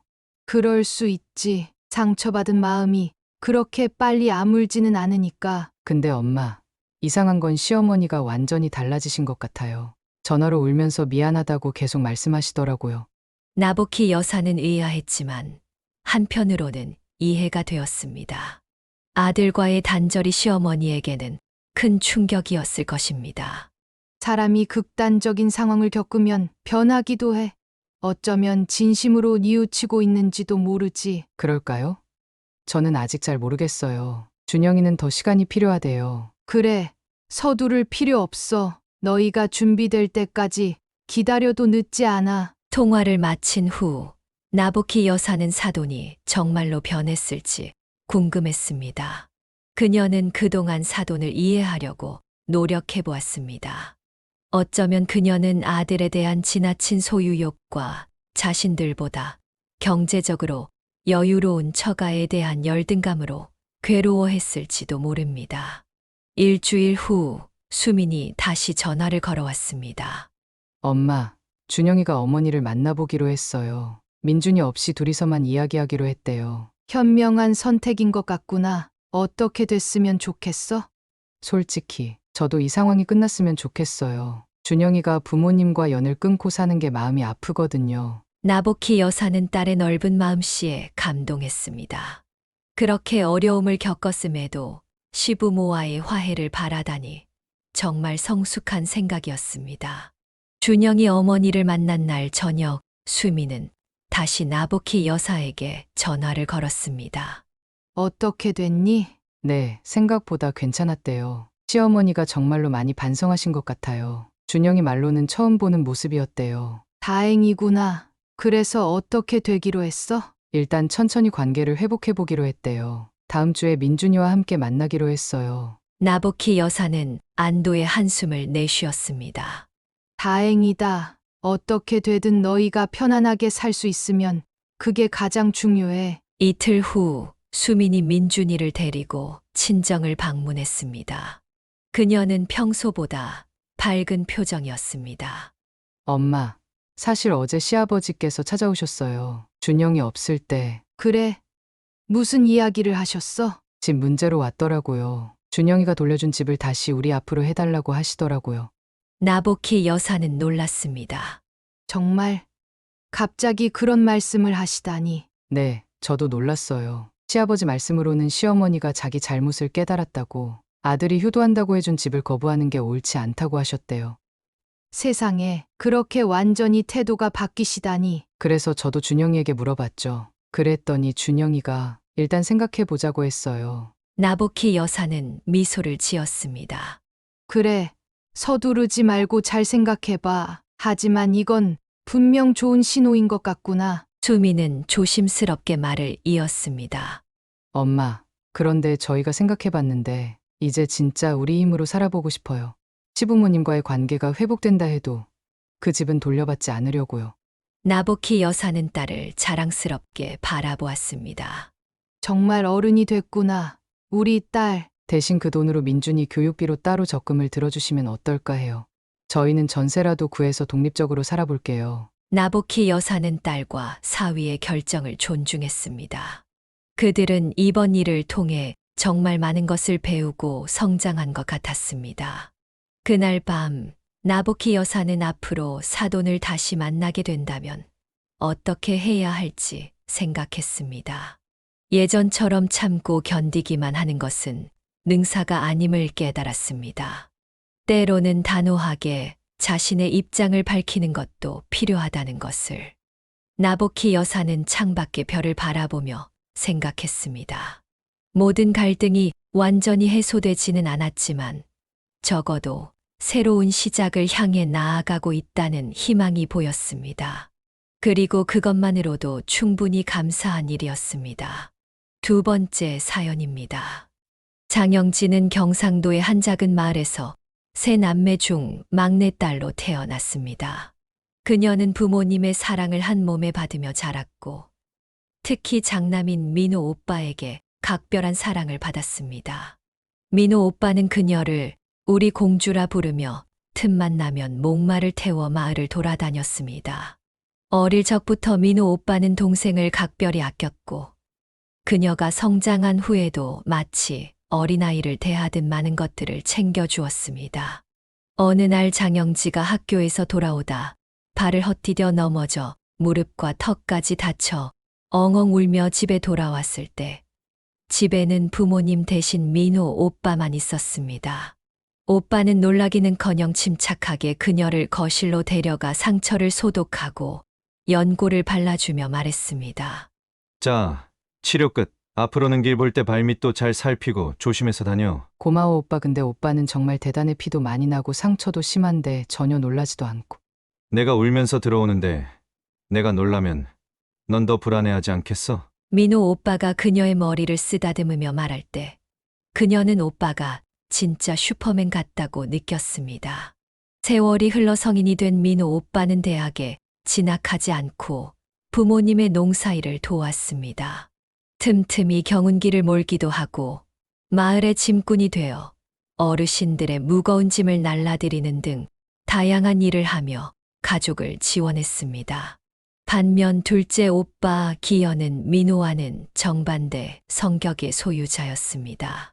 어릴 때부터 영특하고 공부를 잘한다는 칭찬을 들으며 자란 기현은 오직 자신만을 생각하는 사람이었습니다. 부모님이 무거운 물건을 옮기셔야 할 일이 생겨 두 아들에게 도움을 청했을 때 일은 두 형제의 차이를 명확히 보여주었습니다. 민호는 즉시 두 팔을 걷어붙이고 도우려 했지만 기현은 부모님의 부탁을 거들떠보지도 않고 말했습니다. 형만 있으면 충분하지 않나요? 저는 도움이 안 될 것 같은데 체구도 작고 힘도 없고 그리고 전 약속이 있어서요. 친구들이랑 독서실에서 공부하기로 했거든요. 그러지 말고 잠깐만 도와드리고 가. 친구들이 왜 늦었냐고 물어보면 부모님 일 도와드리고 왔다고 하면 되잖아. 형이 열심히 부모님 도와드려 난 공부하러 갈게. 같은 집에서 자란 형제라도 각자 잘하는 게 있는 법이니까. 같은 부모 밑에서 태어났지만 두 형제의 성격은 너무나 달랐고 이 때문에 장영진은 어릴 때부터 기현 오빠와 가까워질 수 없었습니다. 민호 오빠의 따뜻함과 헌신은 그녀에게 큰 위안과 안정감을 주었지만 기현 오빠의 이기적인 태도는 그녀로 하여금 항상 거리감을 느끼게 했습니다. 두 오빠의 상반된 성격은 그들이 성인이 된 후에도 계속되었고 결국 각자 그에 걸맞은 인생 여정을 걷게 되었습니다. 장영진은 이렇게 두 극단적인 성격의 오빠들 사이에서 자라면서 타인을 배려하는 마음과 가족의 소중함을 자연스럽게 배워나갔습니다. 그리고 이러한 가치관은 후에 그녀가 인생의 큰 시련을 맞이했을 때 중요한 버팀목이 되었습니다. 세월이 흘러 장영지의 두 오빠는 각자의 짝을 만나 결혼했습니다. 민호 오빠는 그의 성격과 어울리게 다정하고 따뜻한 마음씨를 가진 성미라는 여성과 가정을 이루었습니다. 성미 언니는 민호 오빠만큼이나 온화하고 배려심 넘치는 사람이었습니다. 장영지가 대학을 졸업하고 서울에 올라가 직장 생활을 시작했을 때도 성미 언니는 그녀를 친동생처럼 챙겨주었습니다. 명절이나 부모님 생신 때 고향을 방문할 때마다 성미 언니는 그녀에게 용돈을 건네며 챙겨주었고 장영지가 거절해도 소용없었습니다. 언니, 제가 이제 회사 다니면서 돈 벌고 있어요. 용돈 받을 나이도 지났어요. 성미 언니는 그런 그녀의 말을 무시하고 봉투를 그녀의 손에 쥐어주며 말했습니다. 이제 막 사회생활 시작해서 돈 쓸 일도 많을 텐데 화장품도 사고 옷도 사고 맛있는 것도 실컷 먹어. 성미 언니는 친딸인 장영지보다 더 부모님을 잘 모셨습니다. 하루에 2번씩 전화를 드리고 특별한 날이 아닐 때도 선물을 보내는 그녀의 정성에 부모님은 성미를 친딸처럼 아끼셨습니다. 반대로 기현 오빠의 아내 지연 언니는 기현 오빠처럼 무뚝뚝하고 냉정한 사람이었습니다. 아버지 생신날 가족들이 모두 모여 저녁 식사를 하기로 했는데 기현 오빠 부부는 나타나지 않았습니다. 장영지가 지연 언니에게 전화를 걸자 그녀는 아버지 생신을 잊었다며 변명했습니다. 더 충격적인 것은 그들이 일본 여행 중이라 참석할 수 없다는 것이었습니다. 지연 언니는 사과의 마음도 없이 전화를 끊었고 장영지는 어이없어 말을 잊지 못했습니다. 부모님은 처음에는 기현 오빠 부부에게 서운해 하셨지만 나중에는 체념하셨습니다. 하나하나 신경 쓰면 골치 아프다며 마음을 비우는 게 낫다고 하셨습니다. 이렇게 두 오빠가 결혼한 후 장영지도 김준호라는 남자를 만나 1년간 연애 후 결혼했습니다. 준호는 일남일녀 중 장남이었고 그녀가 준호와 결혼을 결심한 이유는 단 하나였습니다. 그는 정직하고 올곧은 성격을 가졌으며 무엇보다 그녀의 부모님께 진심으로 잘했습니다. 어느 날 갑자기 아버지로부터 전화가 왔습니다. 준호가 예고도 없이 찾아와 하루 종일 농사일을 도와주고 안마기까지 선물로 가져왔다는 것이었습니다. 장영진은 그 사실을 전혀 몰랐기에 놀라서 바로 준호에게 확인했습니다. 준호는 웃으며 장인어른 댁에 들러 농사일을 도와드리고 왔다고 인정했습니다. 장영진은 이렇게 정성껏 부모님을 챙기는 준호가 참 고마웠습니다. 그렇게 그들은 결혼해서 아들과 딸을 낳으며 행복한 가정을 이뤘습니다. 준호에게는 은호라는 동생이 있었지만 결혼식 이후로 한 번도 만나거나 연락이 없었습니다. 준호에 따르면 은호는 원래 가족들과 왕래가 거의 없는 성격이었고 부모님이 연락해도 받지 않았다고 했습니다. 그 모습은 장영지에게 기현 오빠를 연상시켰습니다. 다행히 준호의 부모님은 고부 갈등을 걱정할 필요가 없을 만큼 좋은 분들이었습니다. 시어머니는 뜨개질을 무척 잘하셔서 장영지에게 직접 만든 수세미, 목도리, 장갑 등을 자주 선물했습니다. 어느 겨울 시어머니는 목도리를 건네며 말씀하셨습니다. 올 겨울이 유난히 춥다고 하더라.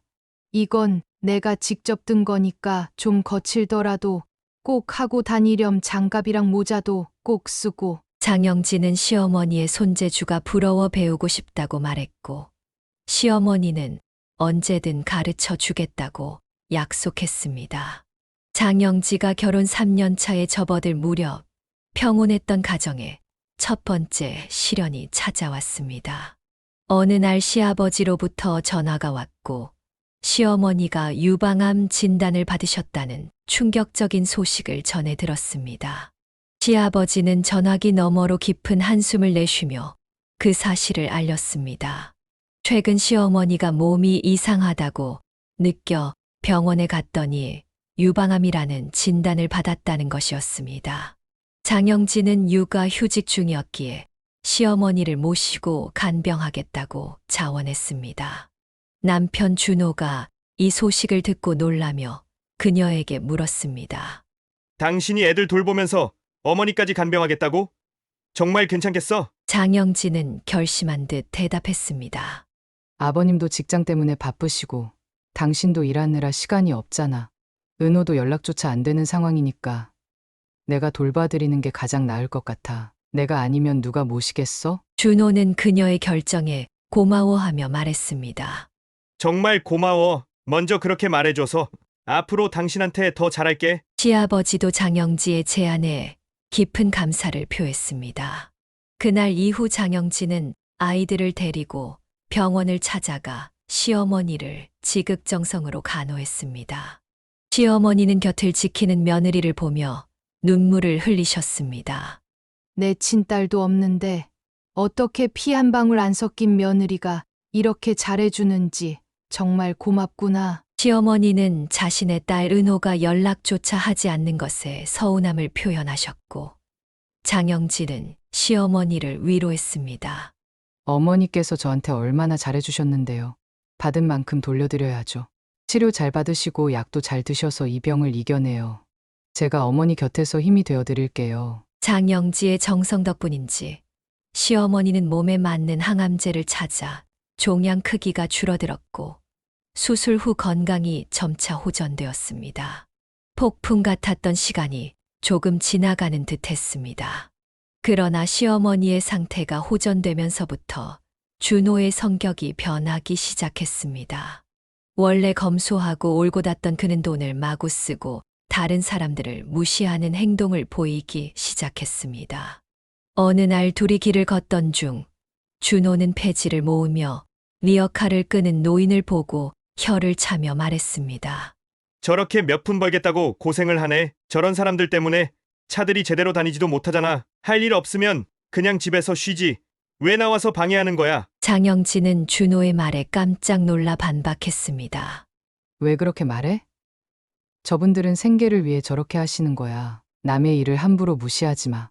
또 다른 날에는 길을 걷다가 전기 공사를 하시는 분과 우연히 부딪혔는데 그 과정에서 작업자가 들고 있던 음료수가 준호의 옷에 살짝 묻었습니다. 준호는 즉시 화를 내며 소리를 질렀습니다. 이게 얼마짜리 옷인지 알아요?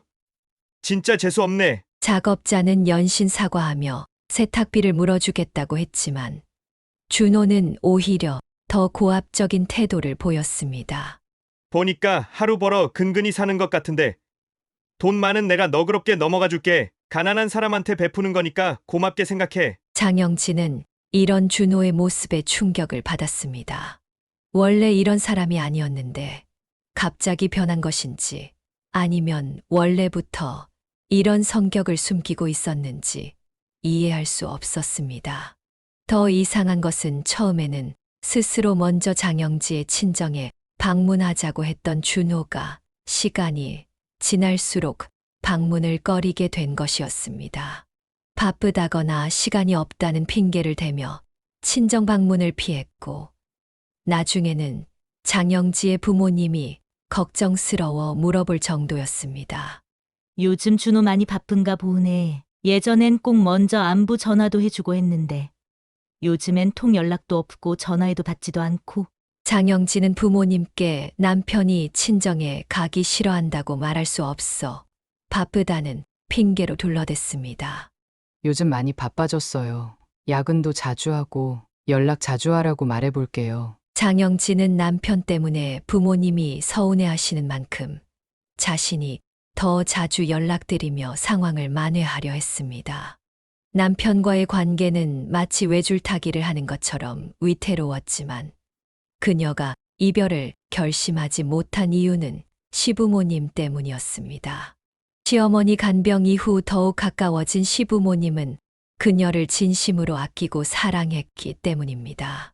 결혼 7년 차에 접어들 무렵 평소처럼 직장에서 퇴근하던 민호 오빠가 교통사고를 당해 현장에서 목숨을 잃었다는 소식이었습니다. 어머니의 흐느끼는 목소리로 전화를 받은 장영진은 처음에는 이 사실을 믿을 수 없었습니다. 엄마, 울지 마시고 천천히 말씀해 주세요. 민호 오빠가 어떻게 됐다는 거예요? 어머니는 울음을 참으며 겨우 말을 이었습니다.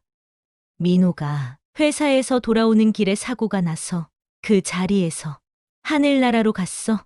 나도 지금 정신이 없어서 병원으로 가는 중이야. 영지야, 이게 어떻게 된 일인지. 항상 따뜻한 마음으로 가족들에게 힘이 되어 주던 민호 오빠가 이렇게 갑작스럽게 세상을 떠나다니 장영진은 이것이 꿈이기를 바랐습니다. 너무 비현실적이었기에 사실이 아니길 간절히 바랐지만 현실은 생각보다 더 잔인했습니다. 민호 오빠는 한창 인생의 꽃을 피울 나이에 너무도 허망하게 가족들 곁을 떠났습니다. 장례식장에서 어머니는 계속해서 정신을 잃었다 돌아오기를 반복했고 부모님은 3일 내내 목 놓아 울기만 하셨습니다. 전혀 준비되지 않은 이별은 모든 가족의 가슴에 큰 상처를 남겼습니다. 준호는 장영지 곁에서 아이들을 돌보며 묵묵히 자리를 지켜주었습니다. 가족 묘가 있는 선산에 민호 오빠를 안장하는 날, 어머니는 흙을 천천히 덮으며 눈물을 흘리셨습니다. 민우야, 가족들 걱정하지 말고 저 하늘에서 편히 쉬어라. 엄마도 남은 생을 살다가 언젠가 너한테 갈 테니 그때 만나자. 엄마가 가면 반갑게 맞아주렴. 그때 만나면 손 꼭 잡고 절대 놓지 말자. 내 눈에 넣어도 안 아플 내 아들. 잘 가거라. 민호 오빠는 그렇게 장영지를 아끼고 사랑했던 사람들을 위로하고 하늘의 별이 되었습니다. 장례를 마치고 집으로 돌아온 날, 시아버지가 장영지에게 전화를 걸어왔습니다. 그는 진심 어린 위로의 말을 건넸습니다. 영지야, 오늘 장례 끝나고 돌아왔겠구나. 어떤 말을 해도 위로가 될 것 같지 않아서 전화하기가 망설여졌다. 장영지는 시아버지의 배려에 감사했습니다. 아니에요, 아버님. 이렇게 먼저 전화해 주신 것만으로도 큰 위로가 돼요. 정말 감사합니다. 시아버지는 따뜻한 목소리로 계속 말을 이었습니다. 힘들더라도 끼니는 꼭 챙겨 먹고 울기만 하지 말아라. 많이 힘들면 우리 집에 와서 울어도 된다. 마음이 진정될 때까지 내가 꼭 안아줄 테니까. 장영지는 시아버지의 말씀에 위로를 받으면서도 복잡한 감정이 교차했습니다. 시아버지의 말씀이 더욱 마음에 와닿았던 이유는 이 시기가 장영지에게도 어려운 시간이었지만 시부모님께도 힘든 시간이었기 때문이었습니다. 유방암 치료 후 꾸준히 관리 중이던 시어머니는 민호 오빠가 세상을 떠나기 얼마 전 유방암 재발 판정을 받으셨습니다. 유방암은 예후가 좋은 암으로 불리지만 치료 후 재발률도 높은 병이었습니다. 게다가 시어머니는 연세가 있으셔서 당뇨와 관절염까지 겪고 계신 상황이라 더 힘들어 하셨습니다. 장영지는 민호 오빠를 잃은 슬픔 속에서도 이전처럼 시어머니의 병수발을 자처했습니다. 시어머니는 자신의 옆을 지키는 며느리를 보며 미안해 하셨습니다. 말년에 며느리 고생시키는 것 같아. 미안하고 창피해서 면목이 없구나. 그러나 장영지는 진심으로 대답했습니다. 한 번도 고생이라고 생각해 본 적 없어요. 제가 안 하면 누가 하겠어요? 제가 좋아서 하는 일이니까 미안해하지 마세요. 진심이었습니다. 은호도 하지 않는 일이고 준호와 시아버지도 하기 어려운 일이라면 자신이 해야 한다고 생각했습니다. 그렇게 장영지는 단 한순간도 시어머니의 곁을 떠나지 않고 열심히 병수발을 들었습니다. 장영지의 삶은 민호 오빠의 갑작스러운 죽음과 시어머니의 병환으로 큰 시련을 맞이했지만 그녀는 자신의 슬픔보다 가족들을 돌보는 일에 더 집중했습니다. 이런 그녀의 헌신적인 모습은 주변 사람들에게 깊은 감동을 주었고 특히 시부모님은 친딸보다 더 소중한 존재로 그녀를 여기게 되었습니다. 민호 오빠가 세상을 떠나기 얼마 전 장영지의 어머니는 유방암 재발 판정을 받으셨습니다. 장영지는 오빠를 잃은 깊은 슬픔 속에서도 어머니의 병수발을 자청했습니다. 그녀는 자신이 아니면 누구도 이 일을 하지 않을 것이라 생각했습니다. 기현 오빠는 이미 가족과 거의 소통하지 않는 상태였고 혼자 계신 아버지가 감당하기엔 너무 벅찬 일이었기 때문입니다. 그리고 예상치 못한 비극이 또다시 그녀의 가족을 덮쳤습니다. 매년 조상들의 묘소를 관리하던 아버지는 그 해에도 벌초를 하러 가셨고 어머니도 함께 동행했습니다.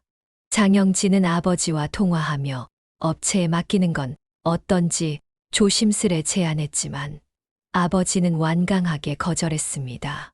내 오빠가 엄마 아빠를 얼마나 보고 싶어 하겠니? 우리가 늙고 힘이 없어도 묘 관리는 남의 손에 맡기지 않을 거야. 직접 해야지. 그날 오후 장영지는 어머니에게 전화를 걸었지만 받지 않았습니다. 몇 시간이 지난 후 아버지로부터 충격적인 소식을 들었습니다. 영지야, 큰일 났다. 어머니가 벌초하다가 벌에 쏘였는데 그대로 쓰러지셨어. 병원에 왔는데 의사가 위독하다고 한다. 빨리 내려와라. 그 소식을 듣는 순간 장영지는 심장이 내려앉는 듯한 느낌이 들었습니다. 즉시 고향으로 내려가야 했지만 하필 그날 시어머니의 상태도 많이 나빠져 있었습니다. 시어머니는 아무것도 드시지 못하고 계속 신음하고 계셨습니다. 이런 상황에서 장영지는 준호에게 도움을 청하는 전화를 걸었습니다. 여보, 오늘 좀 일찍 퇴근할 수 있어? 엄마가 벌초하다가 벌에 쏘여서 쓰러지셨대. 많이 위독하다고 해서 내가 지금 바로 내려가 봐야 할 것 같아. 준호는 귀찮다는 듯한 목소리로 대답했습니다. 갑자기 무슨 소리야? 난 지금 일이 산더미처럼 쌓여 있어. 장모님 옆에 장인어른이 계시잖아. 문제 없지 않아? 장영진은 믿을 수 없다는 듯 반문했습니다. 엄마가 위독하시다고 하는데, 그리고 시어머니도 오늘 많이 안 좋으셔서 내가 옆에 좀 있어줬으면 하는데, 그게 그렇게 어려워? 장영진은 준호의 냉정한 태도에 분노하며 전화를 끊고 서둘러 시아버지에게 연락해 상황을 설명했습니다. 시아버지는 즉시 고향으로 가보라고 말씀하셨고, 그녀는 급히 기차표를 예매해 내려갔습니다. 병원에 도착했을 때 어머니는 이미 혼수 상태에 빠져 중환자실에 입원해 계셨습니다. 아버지는 그녀를 보자마자 어린아이처럼 울음을 터뜨렸습니다. 영지야, 어머니가 이러다 정말 세상을 떠나면 어떡하냐? 어떡하면 좋니? 장영진은 아버지를 위로하며 기현 오빠에게도 연락했지만 오빠 부부는 전화도 문자도 받지 않았습니다. 저녁이 되어서야 겨우 답장을 받았는데 그들은 놀랍게도 어머니가 위독한 상황인데도 주말쯤 가겠다는 답변을 보내왔습니다. 사흘 뒤 장영지와 기현이 병원에서 만났을 때 두 사람은 격렬하게 다투었습니다. 장영지는 오빠의 무책임한 태도를 비난했고 기현은 회사 일을 핑계로 변명했습니다. 두 사람의 언쟁이 심해지자 아버지는 병원에서 그렇게 큰 소리로 다투지 말라며 모두 집에 가라고 하셨습니다. 장영진은 기현 오빠 부부의 뻔뻔한 태도에도 화가 났지만 더욱 화가 난 것은 준호였습니다. 그는 그날 이후 그녀에게 어떤 연락도 하지 않았습니다. 괜찮냐는 문자나 전화 한 통 없었고 오히려 시아버지가 더 자주 전화를 걸어 안부를 물어주셨습니다. 애미야, 사부인께선 괜찮으신가? 내가 내려가 볼까? 아니에요, 아버님. 어머니도 몸이 안 좋으신데 무슨 일 생기면 제가 먼저 연락드릴게요. 전화해 주셔서 감사해요. 이처럼 어려운 시간 속에서도 장영진은 시어머니와 친어머니 사이에서 최선을 다해 두 분을 모시려 노력했습니다. 장영지의 어머니는 벌에 쏘여 쓰러지신 지 5일 만에 결국 세상을 떠나셨습니다. 의사가 사망 선고를 하고 흰 천을 덮는 순간 그녀는 현실을 부정하며 그 천을 붙잡고 절규했습니다. 장영지의 세상이 완전히 무너져 내리는 순간이었습니다. 믿고 싶지 않은 현실 앞에서 그녀는 계속해서 목 놓아 울기만 했습니다. 아버지는 그런 장영지를 안아주며 위로했습니다. 영지야, 울지 마라. 엄마는 분명히 좋은 곳으로 갔을 거다. 그냥 조금 더 먼저 하늘나라로 간 것뿐이니까 너무 슬퍼하지 말자. 그 말을 듣고 장영진은 아버지를 꼭 안고 더 많은 눈물을 흘렸습니다. 그렇게 밀려오는 슬픔을 겨우 억누르며 장례를 치르는 과정에서 더 큰 실망과 분노를 겪게 되었습니다. 늦은 밤이 되어서야 기현 오빠와 지연 언니가 장례식장에 나타났습니다. 더 충격적인 것은 지연 언니가 검은 정장은 입었지만 장례식에 어울리지 않는 풀 메이크업에 하이힐을 신고 등장한 것이었습니다. 오빠가 사람이야? 내가 엄마 위독하다고 했잖아. 너희는 정말 짐승보다도 못한 사람들이야. 기현은 마치 연기하듯 슬픈 표정을 지으며 대응했습니다. 나도 마음이 아파봐. 눈이 다 부었잖아. 누가 이렇게 일찍 돌아가실 줄 알았겠어? 준호의 행동 역시 장영지를 분노하게 했습니다. 그는 어머니가 돌아가시자마자 연락했는데도 늦게 도착했고 그마저도 시아버지의 따뜻한 대접을 받았습니다. 우리 사위 왔구나. 오느라 고생 많았네.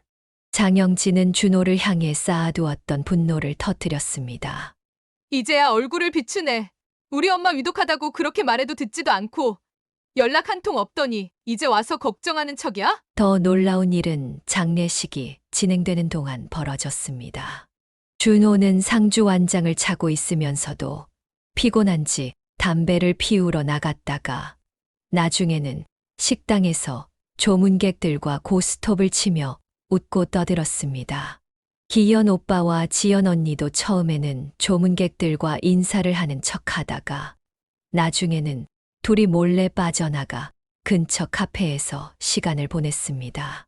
그들이 다시 장례식장으로 돌아왔을 때 장영진은 참았던 분노를 폭발시켰습니다. 그 목구멍으로 커피가 어떻게 넘어가?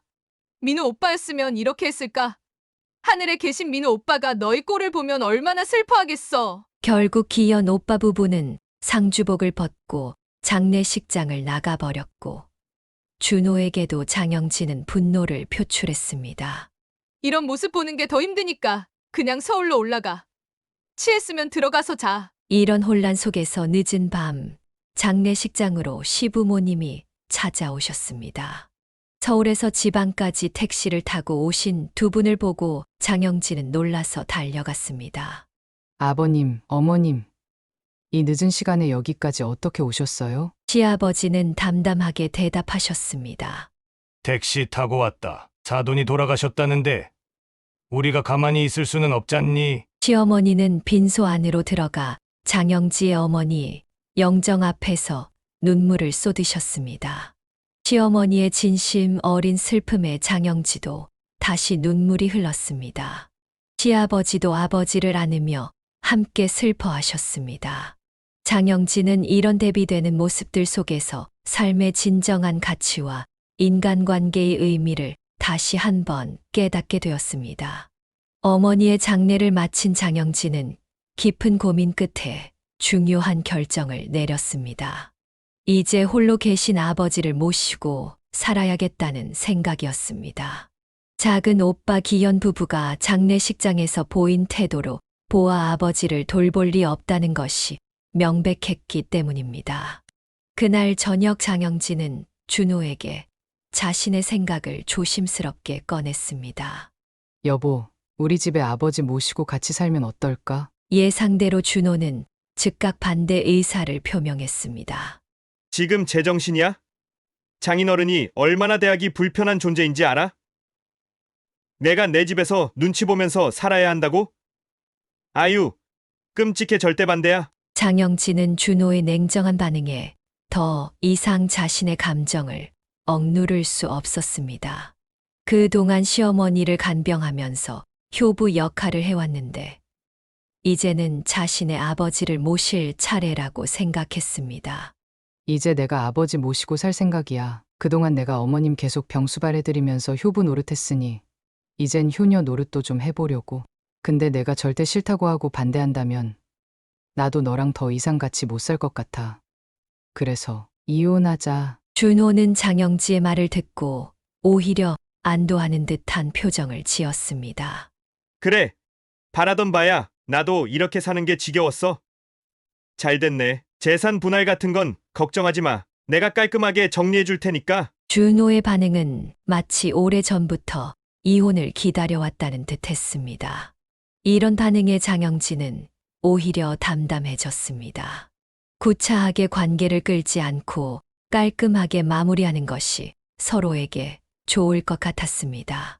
장영진은 이혼 결정을 아버지와 시부모님께 각각 알려드렸습니다. 아버지는 아무 말씀도 하지 않으셨지만 시부모님은 눈물을 흘리시며 미안해하셨습니다. 그래. 내 의견을 존중한다.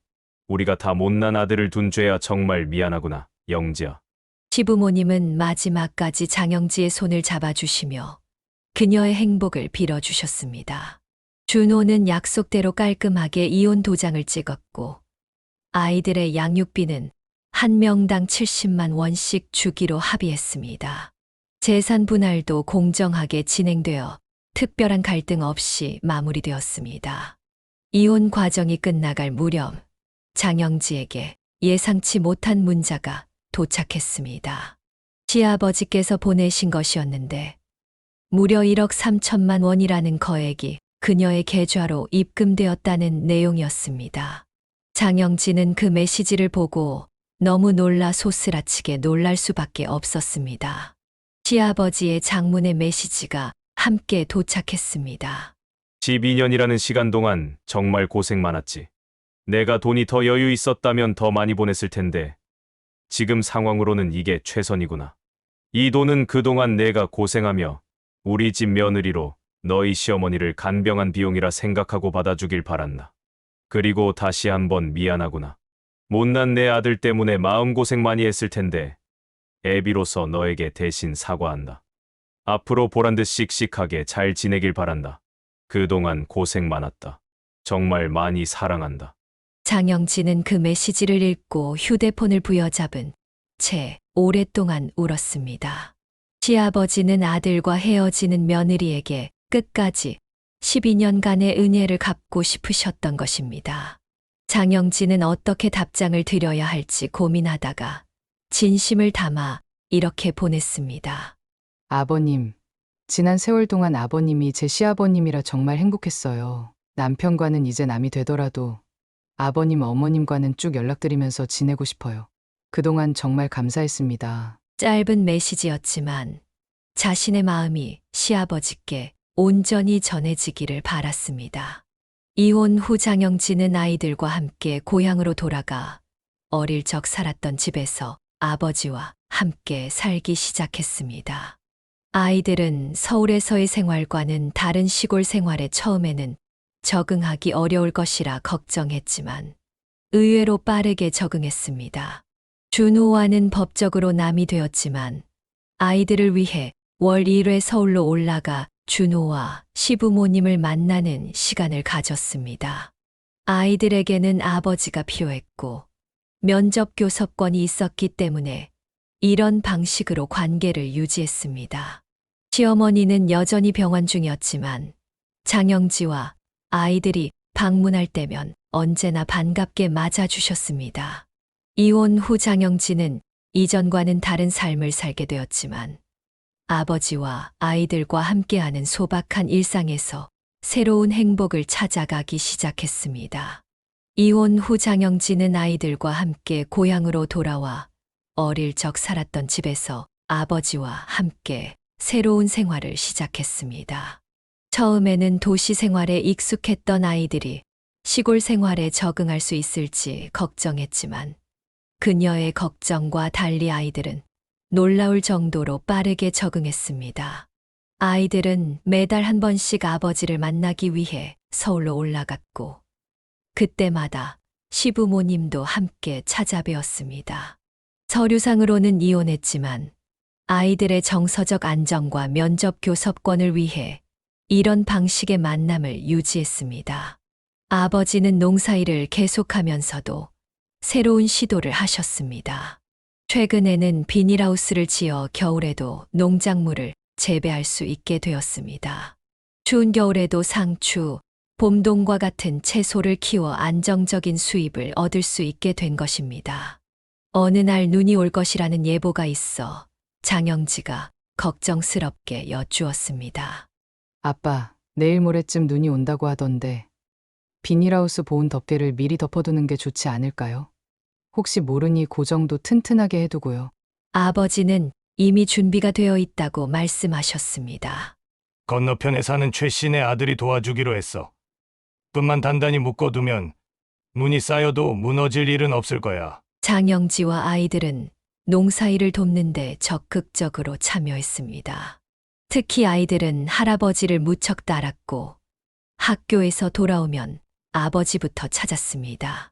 가족이 함께 있을 때 아버지가 피로에 아이고라는 신음을 한 번만 내어도 아이들은 서로 먼저 달려가 마사지를 해드리려 경쟁했습니다.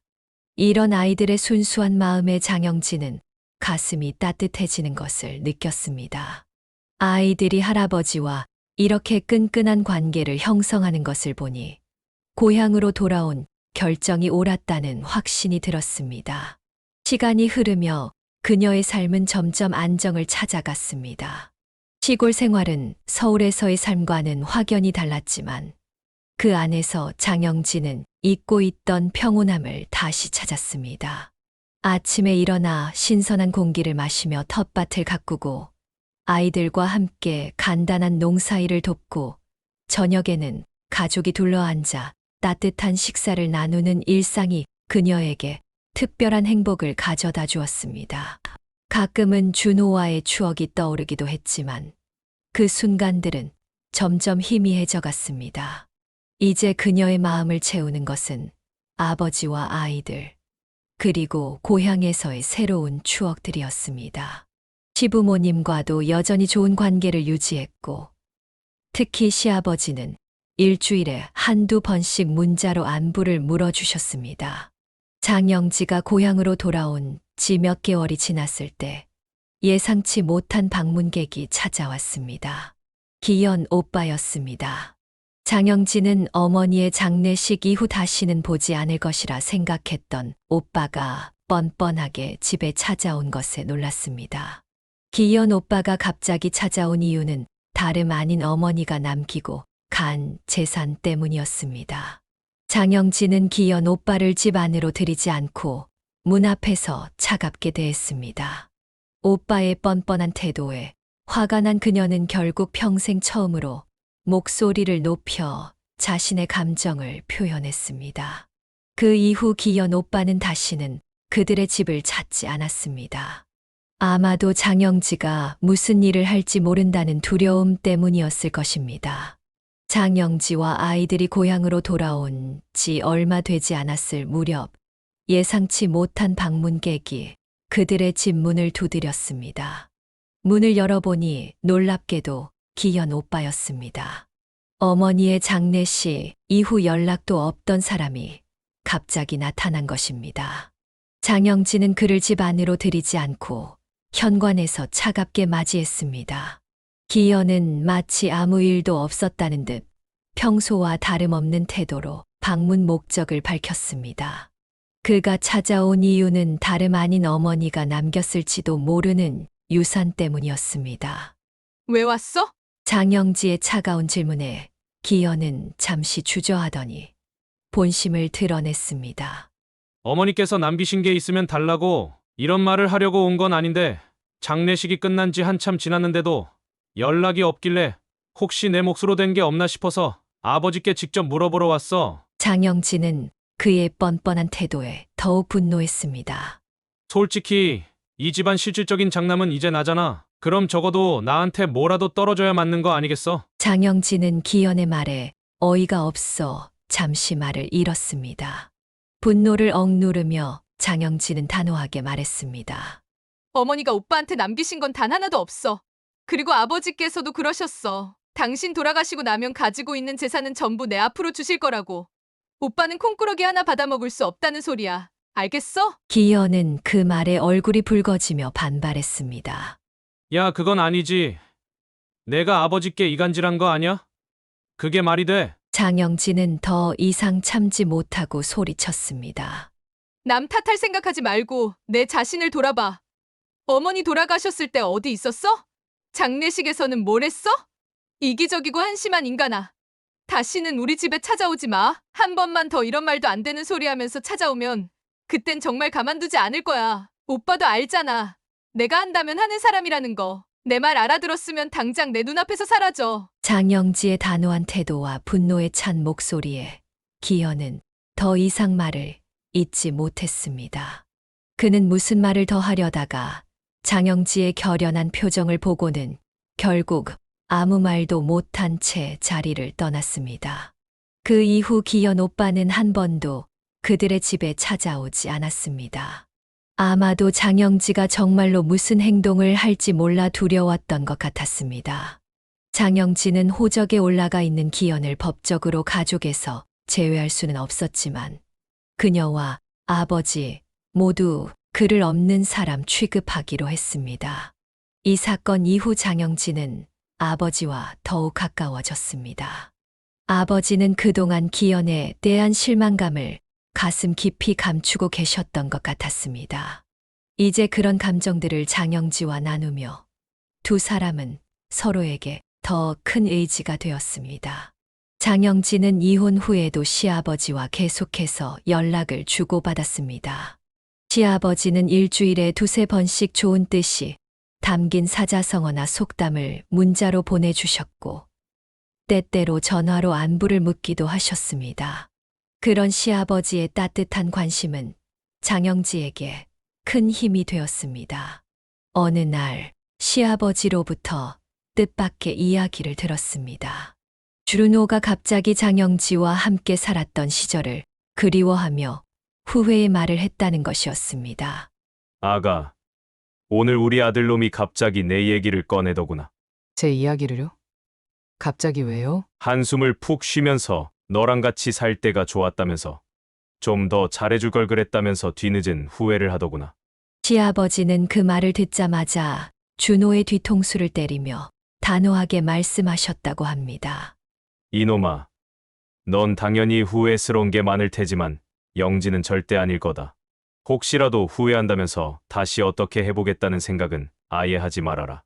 장영진은 시아버지의 이야기에 웃음이 나왔습니다. 너무 잘하셨어요, 아버님. 사람들은 왜 항상 지나고 나서야 못해준 것만 생각하고 후회하는지 모르겠어요. 정작 함께 있을 때 잘하면 좋을 텐데요. 그러게 말이다. 그래도 난 내가 아이들과 잘 지내고 있어서 좋구나. 시어머니도 전보다 건강해졌고 우리 앞으로도 지금처럼 좋은 관계 유지하면서 서로 안부 물으며 행복하게 지내자꾸나. 시간이 흐르면서 장영지의 삶은 점차 안정을 찾아갔습니다. 이혼 후에도 그녀는 시아버지와 꾸준히 연락을 주고받으며 특별한 관계를 유지했습니다. 시아버지는 일주일에 2~3번씩 그녀에게 의미 있는 사자성어나 속담이 담긴 문자를 보내주셨고 종종 전화로 안부를 물어주셨습니다. 이런 시아버지의 따뜻한 관심은 그녀가 새로운 삶에 적응하는데 큰 힘이 되었습니다. 장영진은 이제 아버지와 아이들과 함께하는 소박한 일상에서 진정한 행복을 찾아가고 있었습니다. 과거에는 눈에 보이는 것들에서 행복을 찾으려 했지만 이제는 마음의 평화와 가족과의 소중한 시간에서 행복을 느끼게 되었습니다. 어느 날 저녁 아버지와 아이들이 모두 잠든 후 장영진은 마루에 앉아 밤하늘을 바라보며 지난 시간을 돌아보았습니다. 슬픔과 기쁨, 좌절과 희망이 교차했던 그 시간들이 모여 지금의 자신을 만들었다고 생각하니 감사한 마음이 들었습니다.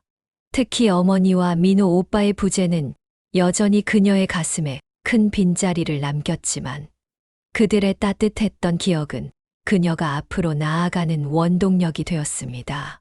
다음 날 아침 장영진은 평소보다 일찍 일어나 텃밭에 나가 채소들을 돌보고 있었습니다. 이른 아침 공기가 상쾌했고 채소들에 맺힌 이슬이 아침 햇살에 반짝였습니다. 그때 핸드폰에서 문자 알림음이 울렸습니다. 시아버지였습니다. 장영진은 미소를 지으며 답장을 보냈습니다. 시아버지의 문자는 언제나 그녀에게 작은 기쁨과 위안을 주었습니다. 그리고 얼마 후 시아버지에게서 전화가 왔습니다. 준호가 최근에 장영지에 대해 이야기했다는 것이었습니다.